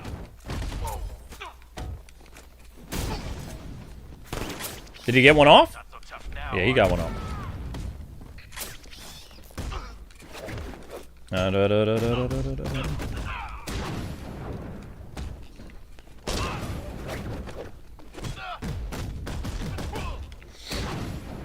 don't know. I just really hope that they don't release that documentary because it's mean-spirited and they would never make that documentary against Muslims. Ever. Because society believes that Christians are punching bags. And they're right. When this documentary happens, you want to know what's going to happen by the supposed Christian nationalists? They're going to do nothing. They're going to pray for their enemy. They're going to maybe make like a follow-up. I bet you $1 million that Fox News is going to have a documentary that is going to challenge CNN's documentary. And it's going to get more views, and it's going to take them only a few months to put together, where CNN has been putting this together for like 6 months. And it's basically, they're just going to like go back and forth off each other. Because there's nothing, CNN thinks that Christians are going to take to the street, they're going to start like acting like Boston when they win the Stanley Cup, like burning down Boston or whatever. There'll be no riots. There'll be no, like, jumping people and, you know, throwing mauve cocktails or any of these things that CNN thinks is going to happen. There might be some people get angry like me and say, how dare they do this? This is going to radicalize people. But that's about as far as it's going to go. Barely anybody is going to speak out against it. Nobody. Nothing is going to happen. But I guarantee you that people are going to get hurt, but it won't be the people that are terrified of the quote-unquote Christian nationalists. It'll be the people who are afraid of the Christians are going to start hurting kids in school again and start attacking and protesting churches. And then when they get arrested, they're going to be like, see? They are evil! I got arrested for protesting inside of a church! So that kind of stuff will happen, but... Again, we've already talked about this earlier in the stream. You cannot go into a church and disrupt it. It's private property. You will get arrested. You'll get asked to leave. If you don't leave, the cops will be called. The cops will come. The cops will ask you to leave. If you don't leave, you'll get arrested. And then the church is going to press charges and sue you. And then you'll be like, churches can't do that. Yes, they can. If you disrupt a library, the library can sue you. What makes you think that a church can't? We're all Americans here, so Americans are sue happy. You think the church doesn't sue people? Who told you that?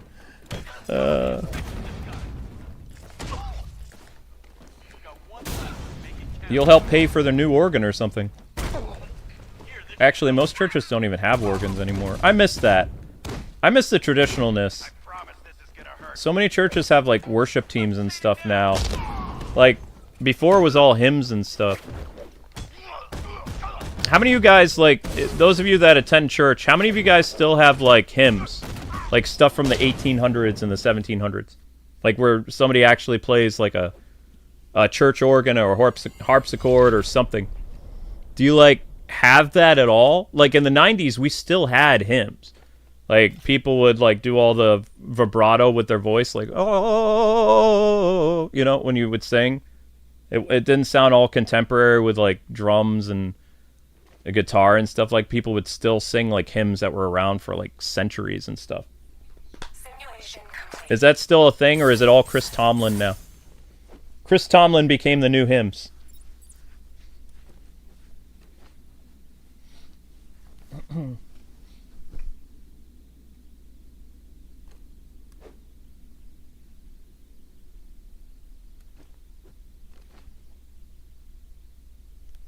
You ever seen the Amish build a barn? It's one of the coolest things ever.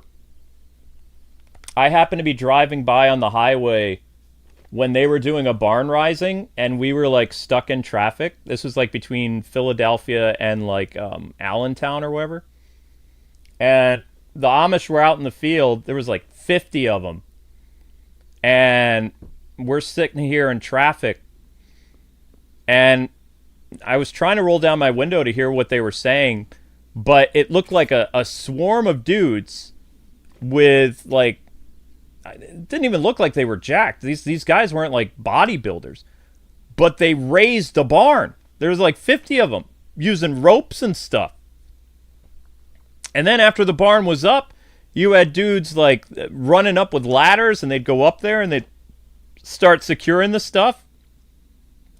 By the time we got out of traffic after an hour, that barn was already half built. I'm just like, there's no way. But I saw it with my own eyes.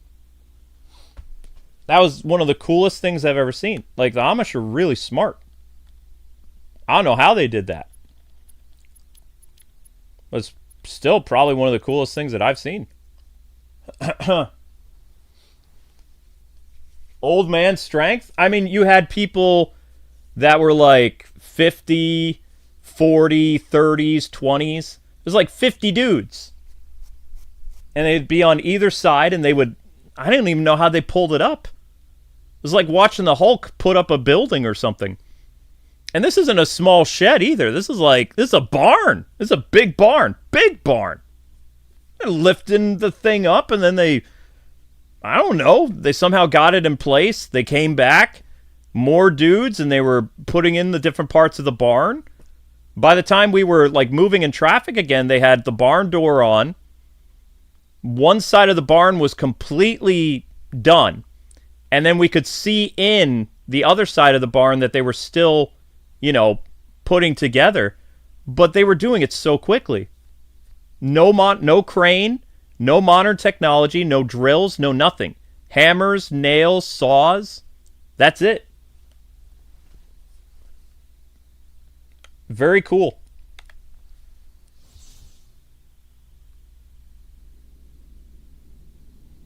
Their strength is measured by the power of their beard.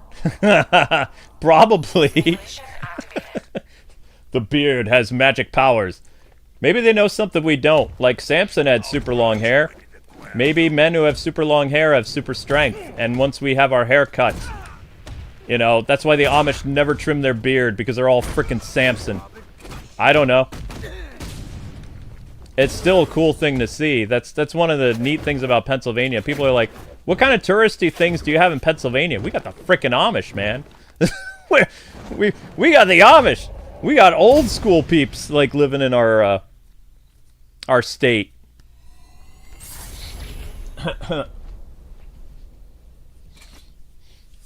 Yeah, if you trim their beard, do they lose their powers? Like, I don't know.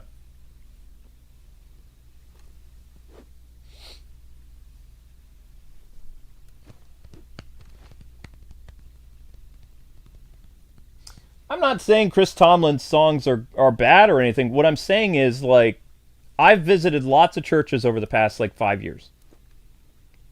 Even in this traditional area of Pennsylvania, I've not found one church that sings hymns. And when I mean hymns, I mean old school. Think like what you sing at Christmas time. Piano and organ and, people singing from hymnals that are like hundreds of years old. Like now everybody uses like PowerPoint. Actually, the only people I still see using PowerPoint are churches. Somebody asked me before, it's like, Have you ever like seen people use PowerPoint? It's like, yes, I see people use PowerPoint once a week on Sunday. They do it for the sermon. They do it for the worship team. In fact, my dad, when I was in college, my dad had me run the PowerPoint presentation at our church. So, I mean, you know, the PowerPoint thing was very useful.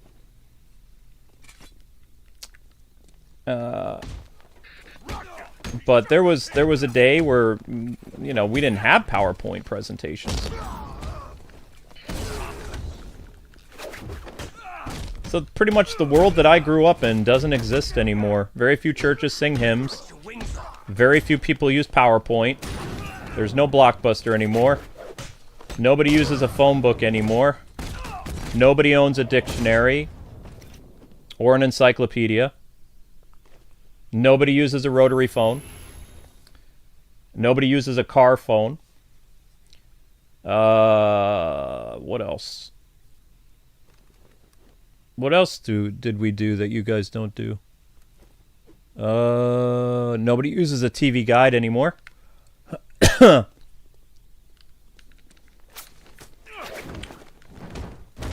Boink. Yep. The world that I grew up in is gone. All gone. That's the freakiest thing. But that's what technology does. Technology speeds along and changes everything. And now people are learning the dread of technology because of AI, and they're scared of AI.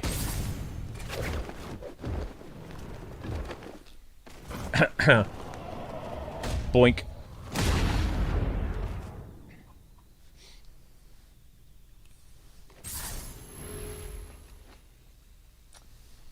Oh my gosh, when were hymns around? People were still singing hymnals from hymnals in the 80s, the 90s, and even when Amber and I got married. Like, we had a church service. It was Sunday, I think. So we got married, we did our thing, and then people opened up their hymnals and they sang hymns. Sang the Old Rugged Cross and... Gosh, I can't really remember a lot of hymns anymore. Old Rugged Cross was my grandpa's favorite song. I will cling to the old rugged cross till at last I lay down. Or something. A hill far away, so an old rugged cross. There it is. Da, da, da, da, da, da, da. Yeah, that was a hymn.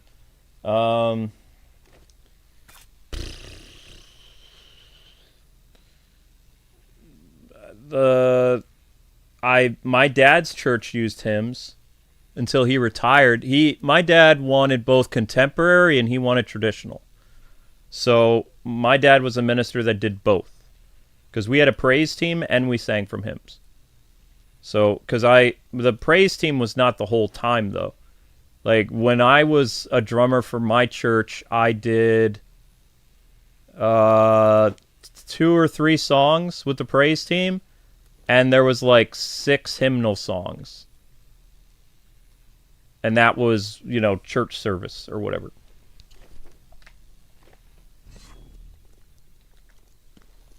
So I don't know when the rest of the people started to just use contemporary stuff.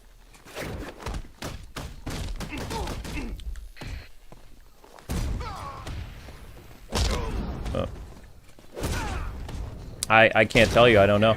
I'm sure, like, maybe Greek Orthodox still does. We used to have somebody in our chat that was Greek Orthodox. Those dudes are cool. They wear, like, robes and stuff, and they look like the, have any of you guys... You've seen The Mummy, right? You've seen the Mummy movie, right? With Brendan Fraser? No! I messed up. Ow. How would that not hurt you? Well, anyway, Greek Orthodox, those dudes, they wear like black robes and they got cool hats. At least the Greek Orthodox I remember. And they sing in Latin. I can't sing in Latin. So people singing hymnals would make Greek Orthodox people like, what is this? You know? But I think, I still say that Latin is a beautiful language to listen to. When people sing in Latin, it sounds really cool. I can't sing in Latin, though.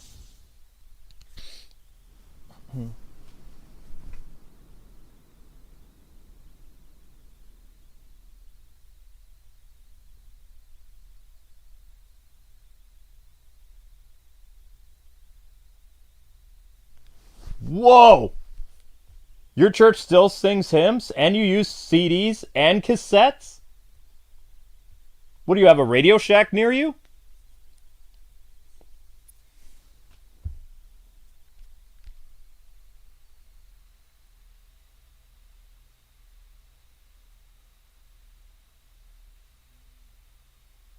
No, I'm not keeping up with the absolute universe. Negative.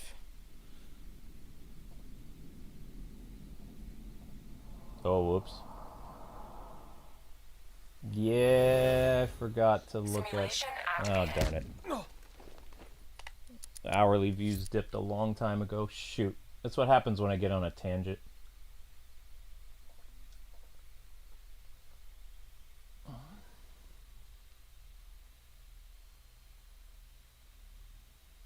There's a movie rental place from you? What movie rental place? Is it a mom and pop place, or it's not like Hollywood Video or anything like that, is it? Lone Wolf, where are you? Like, if you don't mind me asking, like, not to get creepy, are you in the South or are you in the East Coast? Or the Midwest? Because we don't even have a red letter box anywhere near me in Pennsylvania. Like, I live in an area where you can't even find a red letter box. Those movie rental places at a grocery store. They don't do it. They sell, I don't know what they sell. I thought they sell Hulu cards or something. I don't know. Everybody has the internet.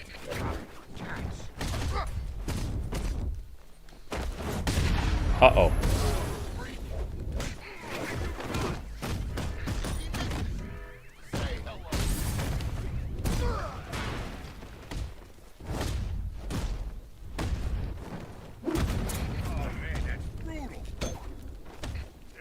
Whoa! Whoa!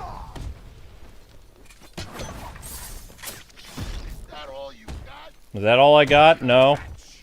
I could complain some more if you want.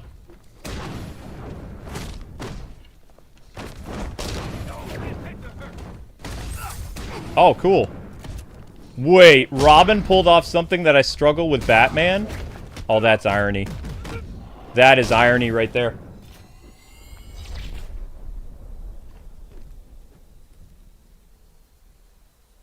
Simulation complete.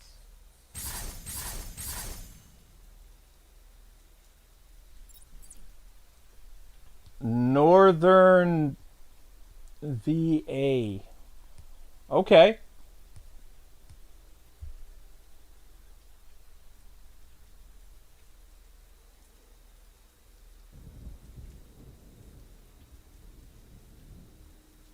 Just checking, you can't with it. I'm the same. I can't handle Absolute Batman is not for me because you don't need to change who Batman is in order to make people like the character. The character has been liked for 80 years. And instead what you did is you changed the character based on complaints that a small 1% of comic book fans and non-comic book fans had about Batman for decades. And you catered to those people and you made a Batman for them. And I don't acknowledge that Batman. So that's great that they have a Batman for them, but that's not my Batman. You know? Have I been following the DCKO thing? Yes. the idea of Batman fighting different versions of himself, like in the Bat family and stuff like that. Yeah, I know about it. It's kind of like DC's version of Convergence again, except I don't think people are going to be erased from existence anymore or something like that. Basically, DCKO is essentially just Convergence with like another coat of paint. The stakes aren't as high. Like last time in Convergence, if you lost, your entire, universe was wiped from existence. Something like that. There were high stakes involved with Convergence. DCKO, if you lose, you get turned into a statue, and Batman broke out and went through time fighting other versions of his kids as Batman, and then he got to see what the world was like where Batman actually, stopped crime or something like that. And Damian was Batman, and got to hang out with his grandson and things like that. It's okay.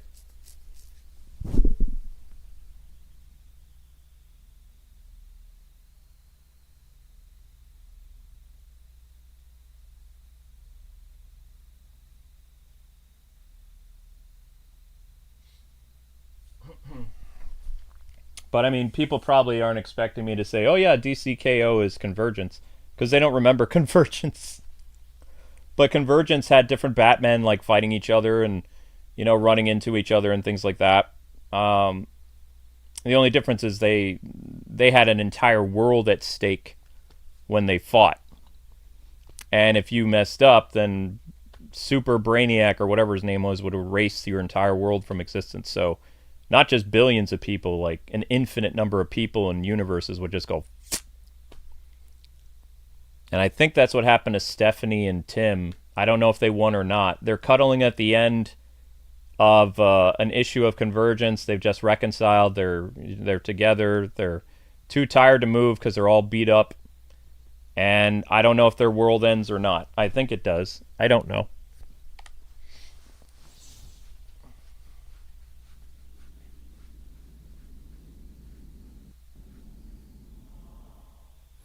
Yep, have a good one, Jayloon. Simulation activated. I'm gonna tear your stupid head off your shoulder. Well, that's fun.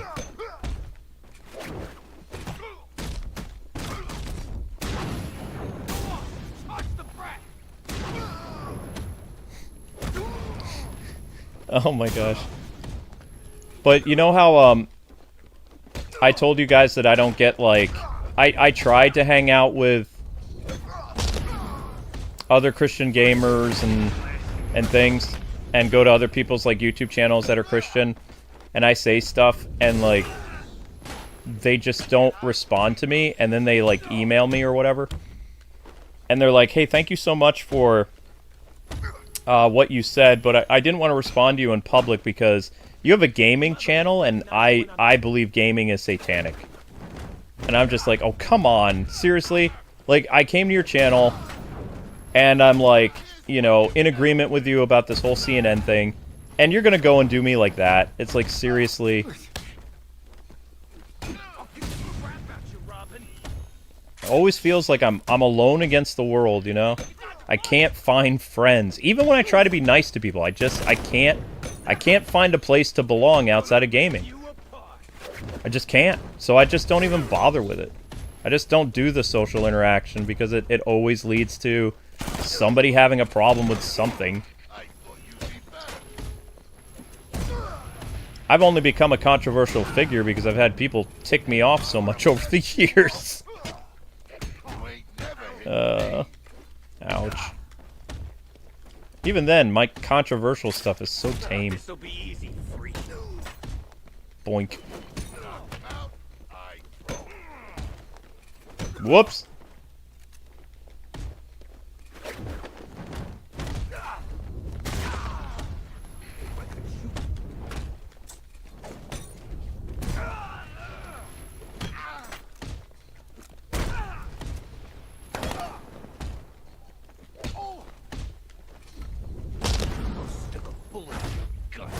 Oh, wait. I haven't earned anything yet. Oh.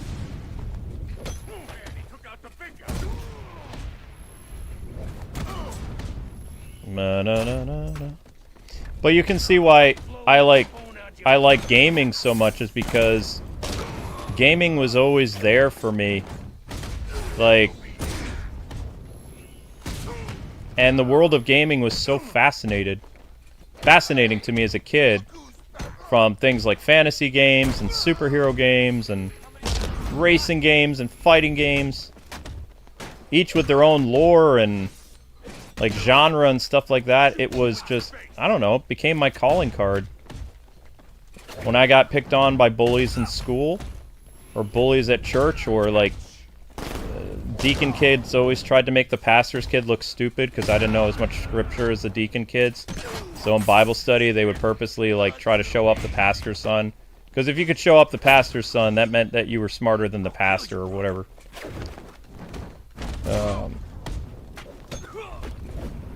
So Sunday school was fun. Until my dad taught it. That was one of the few times I was like, yes! Now you suckers are in for it! Because my dad's not going to let you get away with that stuff. And, you know, actually, yeah, it was much nicer when my dad or my mom was the Sunday school teacher. But, again, they couldn't do that kind of stuff because he's the pastor, so he's got to do pastor stuff. But every once in a while, since we had such a small congregation, if somebody was sick, my dad would fill in and be the Sunday school teacher, too.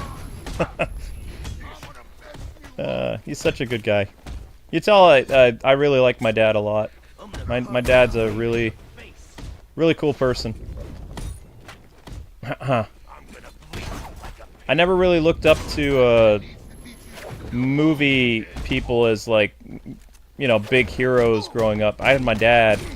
My dad, my big hero. I liked Luke Skywalker and Batman, don't get me wrong, but for me, my dad was like a dude who was a jack of all trades. Started as a carpenter, you know, actually building houses and stuff like that, and then he got into the ministry and became a pastor and had very little money. It was even hard for him to go to seminary. He worked really, really hard. I watched my dad build a house and repair, like the house that we lived in after we got out of a parsonage in 1997. The house that I lived in from the time that I went to college in 2001 was a house that my dad bought that was a fixer-upper, and there was no crew that repaired that house. My dad did it by himself.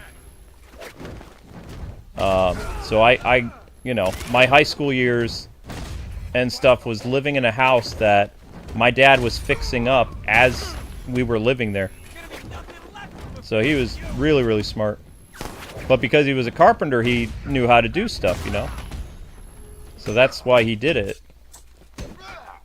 It took him 4 years to get the house completely finished. But it was, you know, we were able to live in it. It's just parts of the house you could literally see through the wall. But it was better than living in a parsonage. What people don't tell you about living in a house that a church owns, if you do something to upset the church, you're out on your ass. Like, they'll replace you with another pastor, and then you have to find somewhere to go. And if you happen to like the people or the stuff in the town, you don't own that house. So my dad, the first thing he did when he came to Illinois is he bought a house within two and a half years of living in Illinois. Something like that.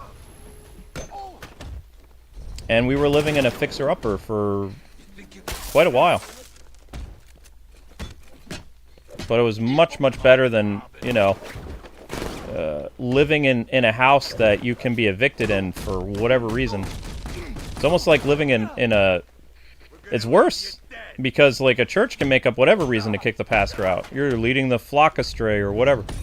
At least with a eviction thing with a landlord, you have time to fix things. Like, oh, your house is dirty, you can fix that. Okay. Or, what else? We need to work with you to do this. Can you do this for us, you know? There's also, like, certain things that you can be protected by the landlord, and tenants have some types of rights and things like that. You don't have any of that with a parsonage. or a pastor's house, whatever. It's almost like, I don't even know how to explain it. I think you have 6 months to leave or something like that. If you get fired, 3 to 6 months to leave before they bring in the next person. It never happened to us, but you know, living with that shadow is always fun. So that's another downside.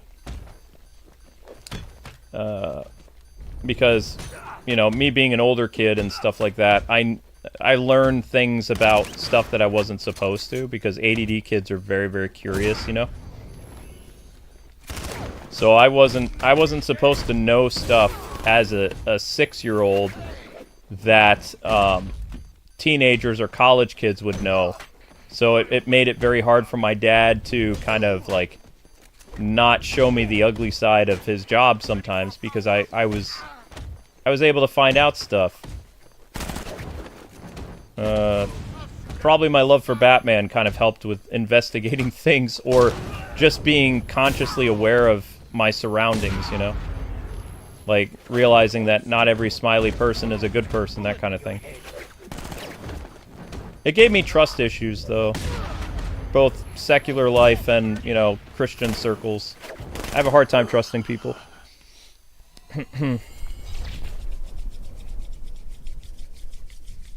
So that's a me thing, you know, that I have problems with trust. Because trust is something that you earn. It's not just something that you do. You have to earn trust.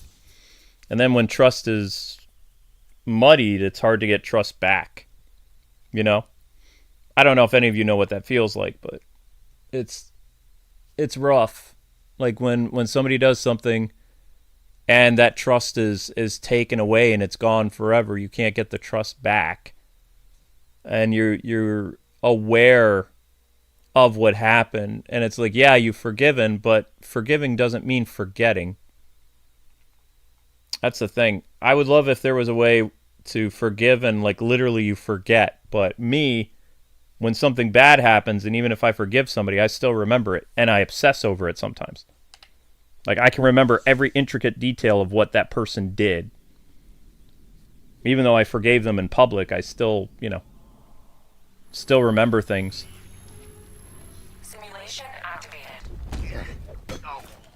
So that's a character flaw for me.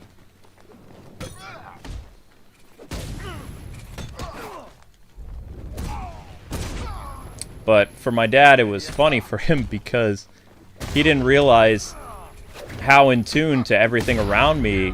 He just thought I was a guy who was like a kid who liked playing video games and stuff. But I was very aware of my surroundings. And one day he got into a fight with some deacons. Like they came in and they were yelling at him about the sermon.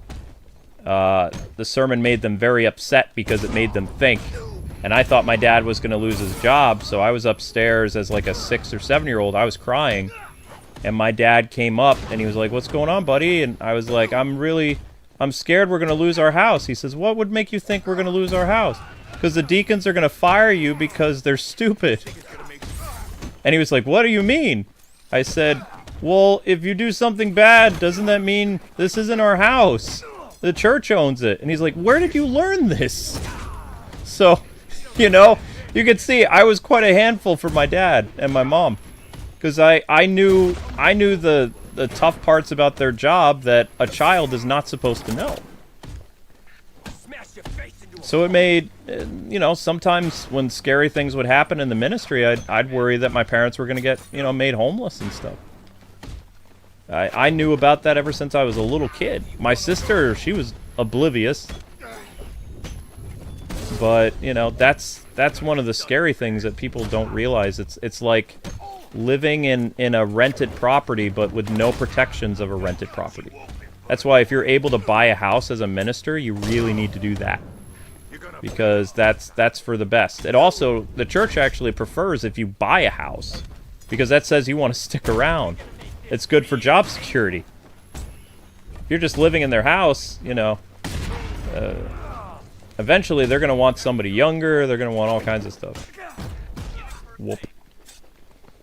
But yeah, I was a handful for my parents. big time, because I knew things that I wasn't supposed to know. It's just supposed to be like this dumb kid that just went to school and came home, played video games, watched cartoons, things like that. But I was like so in tune to my surroundings and so scared that, you know, it made it when the grown-ups would have adult conversations about fears of work or money or things like that, I was consciously aware of financial problems with my parents that I even told them, like, when I was really little, I was like, hey, you don't have to give me a birthday if you can't afford it, you know?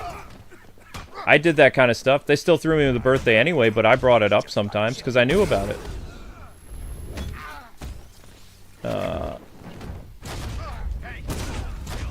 There's different types of intelligence that people don't realize. It's not just like getting good grades makes you smart. There's also street smarts. And I have street smarts in spades. I might not have scholastic smarts, but I definitely have street smarts. But sometimes that's not a good thing. Because if you're too in tune to your surroundings, you kind of miss what's going on around you, or you worry and, you know, you get afraid of stuff. And your fear is justified, but sometimes it controls your life because you're like, man. Like right now. Like, my channel hasn't made anywhere near what I need to survive right now, and I only got a couple days. And I'm trying to trust God, but I'm like in big trouble. Part of me wants to make a call to action video because I have a couple days to kind of try to fix this and earn the 500 or 600 that I'm missing. But, you know, a Christian would argue with me, well, you're not waiting on God's timing to help, but it's like, I have the IRS breathing down my neck all the time. That's how I ended up in the hospital. It's like people tell me all the time, you gotta de-stress. It's like, how can I de-stress when everything is still so stressful? It's like, you're not telling me how to de-stress. At this point, I'm like close to another heart attack from stress. How do I de-stress? Just telling me, you need to calm down. It's like, great. What do I do to calm down? I'm listening. Tell me. Cool.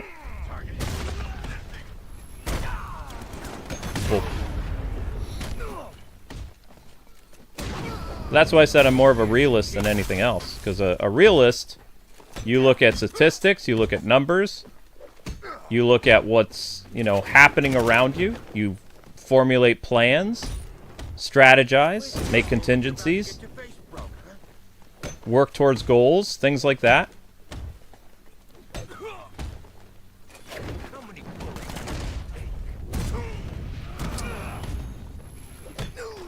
And usually, I'm able to just scoot by and stuff like that, but I don't think it's going to happen this month. And I am, you know, I'm nervous, obviously. But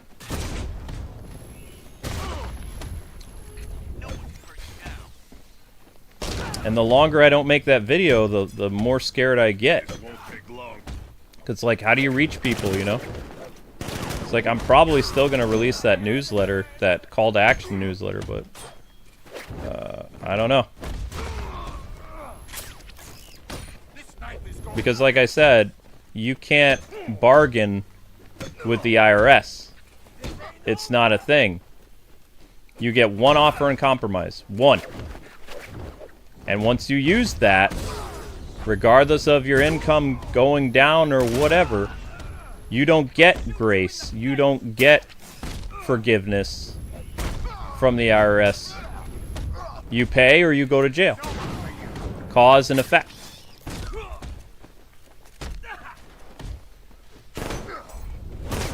Nowadays, they just take everybody's assets, but they take all my assets, I can't do my job. I'm still homeless. So, you can see why I get a little stressed.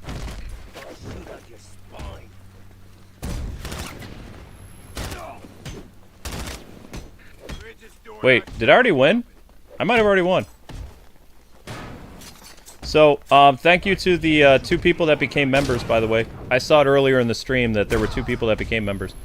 But I will say this. If you're religious, please pray for me, like a lot. I survived a heart attack in July. I ended up going to the hospital last week. I think it was last week. It feels like it was last week. Maybe it was last week. I don't know. I'm not really any better. My heart rate is still pretty high every day. The doctors have no idea what's going on.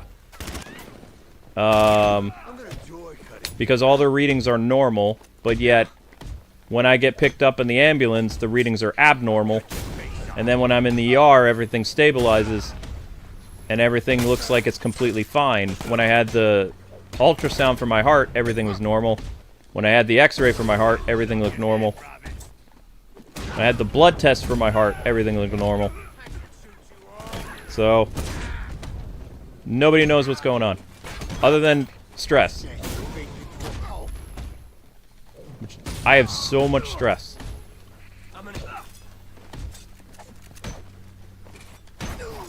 So, if, you know, you are a faith-based person, please consider keeping me in your thoughts and prayers, because I need that spiritual, supernatural, you know, God stuff. And God is capable of doing many, many things, but for whatever reason, other than keeping me alive from that heart attack, which I have no idea why, especially when things have not gotten better, I have no idea what he wants with me. But it's obviously something. I don't know. But in the meantime, I'm not strong enough mentally to deal with all this stuff. It's too much. It's like every day working on this YouTube channel is like I'm taking a pail and I'm bailing water out of a sinking ship. And I'm constantly moving the water off the thing every single day. I try to have a smile about it, and I try to have a thing, but I can see the numbers. I can see the dwindling income. All that stuff is available to me 24/7. I can see the numbers of the channel. I can see the real-time views. I can see the red. I can see all the unsubscribing. I can see the members. I can see everything. This is gonna hurt. And I'm just like, you know, I was consciously aware of stuff with my family's job. I am more in tune to my job than most people's jobs are. Like, I am obsessed with it because I don't want to lose my home. I don't want to go to jail from the IRS because I didn't do anything wrong. If I did something wrong, sure, you know, that would be like guilt of crime or whatever, but I'm a victim in all this, and it makes me even madder because there's nothing I can do. And the church hasn't helped, and YouTube hasn't helped, and nobody's really helped. So it's just me against the world, like I said before. That's why I see myself as, like, more of a realist. I believe in the fundamentals of Christianity, but I don't believe in all the doctrine stuff. The basics, the most important stuff. Things about salvation and things like that. Whoop. Which I guess that would make me a rogue Christian or something like that. Maybe like a Ronin. Ronin Christian. Like a samurai that still believes in the principles of being a samurai, but he doesn't have a shogun. Except I do have a shogun, but shogun in this case would be like a pastor or something like that, because samurai, all samurai believe in the same philosophy and the same, like, spiritualism. They worship, like, Buddha and Shintoism or whatever. I would be a Ronin in that sense that I still believe in God and still love God, but I don't really hang out a lot with the people that, you know, are leaders in the church and stuff like that. Like, I don't answer to them. I answer to the Heavenly Father, but I'm, you know, just kind of a wanderer, doing my own thing, helping out people where I can.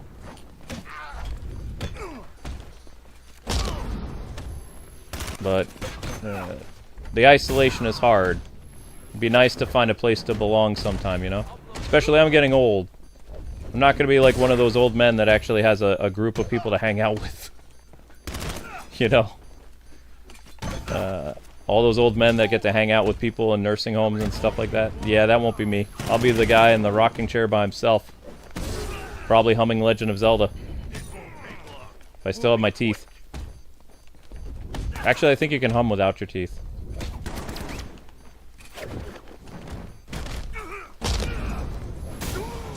Ah! Shock to my system.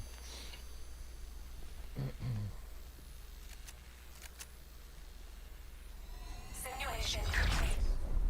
The way you talk about your life, you feel like Guts from Berserk. Feels like it. I feel like an anime character sometimes, yeah.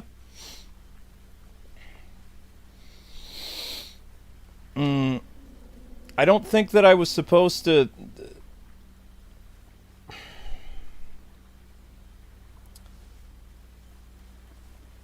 I don't know why I'm still here. It doesn't make any sense. My car was destroyed. I survived that. I got jumped in high school by 3 big guys. I survived.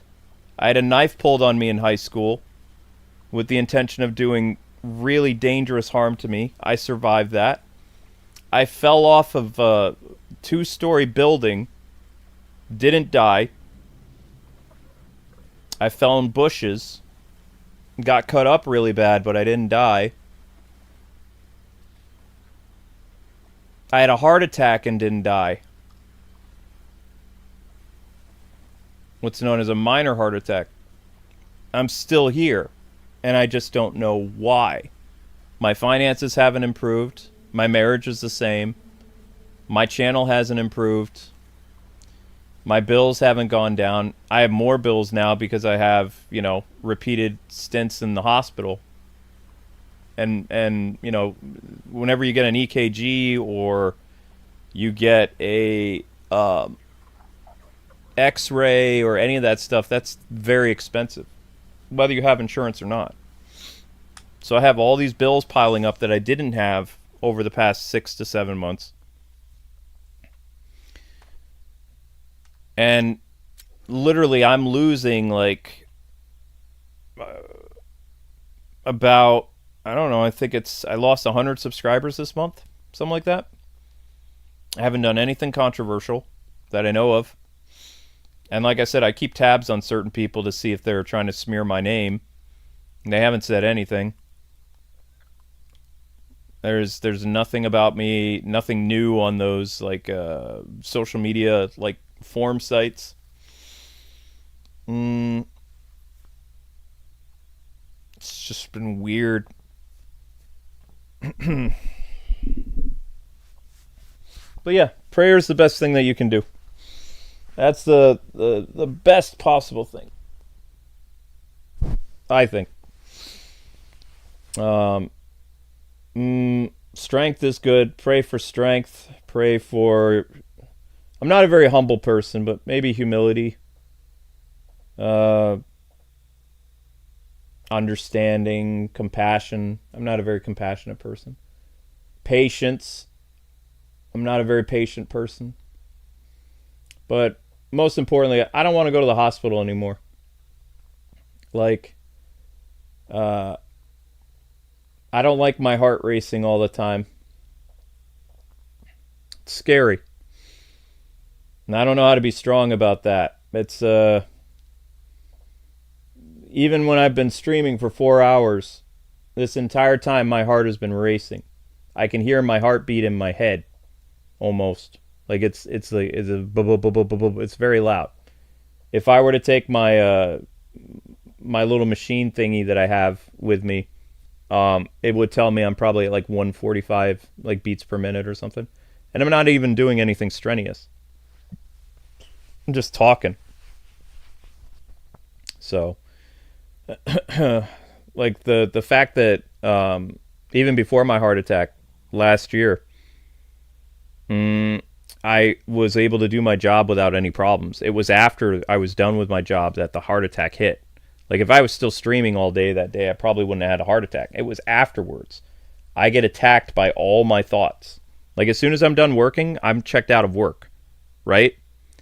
and there's nothing to protect me from the flood of racing thoughts that come after me when I'm offline, when I'm done working. So that's the thing. I need prayer for that kind of stuff. I need strength. I need a calm mind, most importantly, because your mind is a very powerful thing.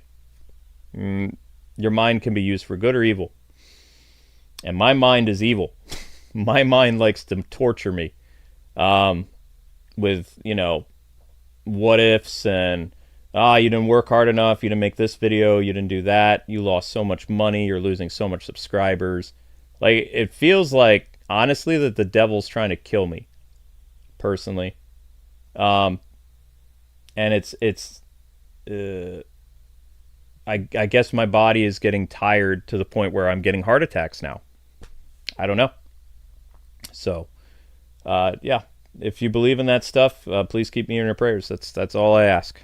I know I'm just a stranger on the internet, but I am a person, and hopefully I'm a person that you guys like or something. I don't know. But I'm tired. I'm going to go to bed. I set up your stream for tomorrow. And I got to take my medicine, try to get this heart rate down. The best way to do that is sleep. All right? You guys have a good night, and I'll see you tomorrow. We might do another Batman stream, but I think we're doing Resident Evil in 2 days. So we're doing Resident Evil on the 26th. So I don't know what I'm doing tomorrow yet. I'm just going to keep it as a mystery stream because I don't know. Take care, guys. Have a good night. And you guys are awesome. Thanks for hanging out. Bye-byes.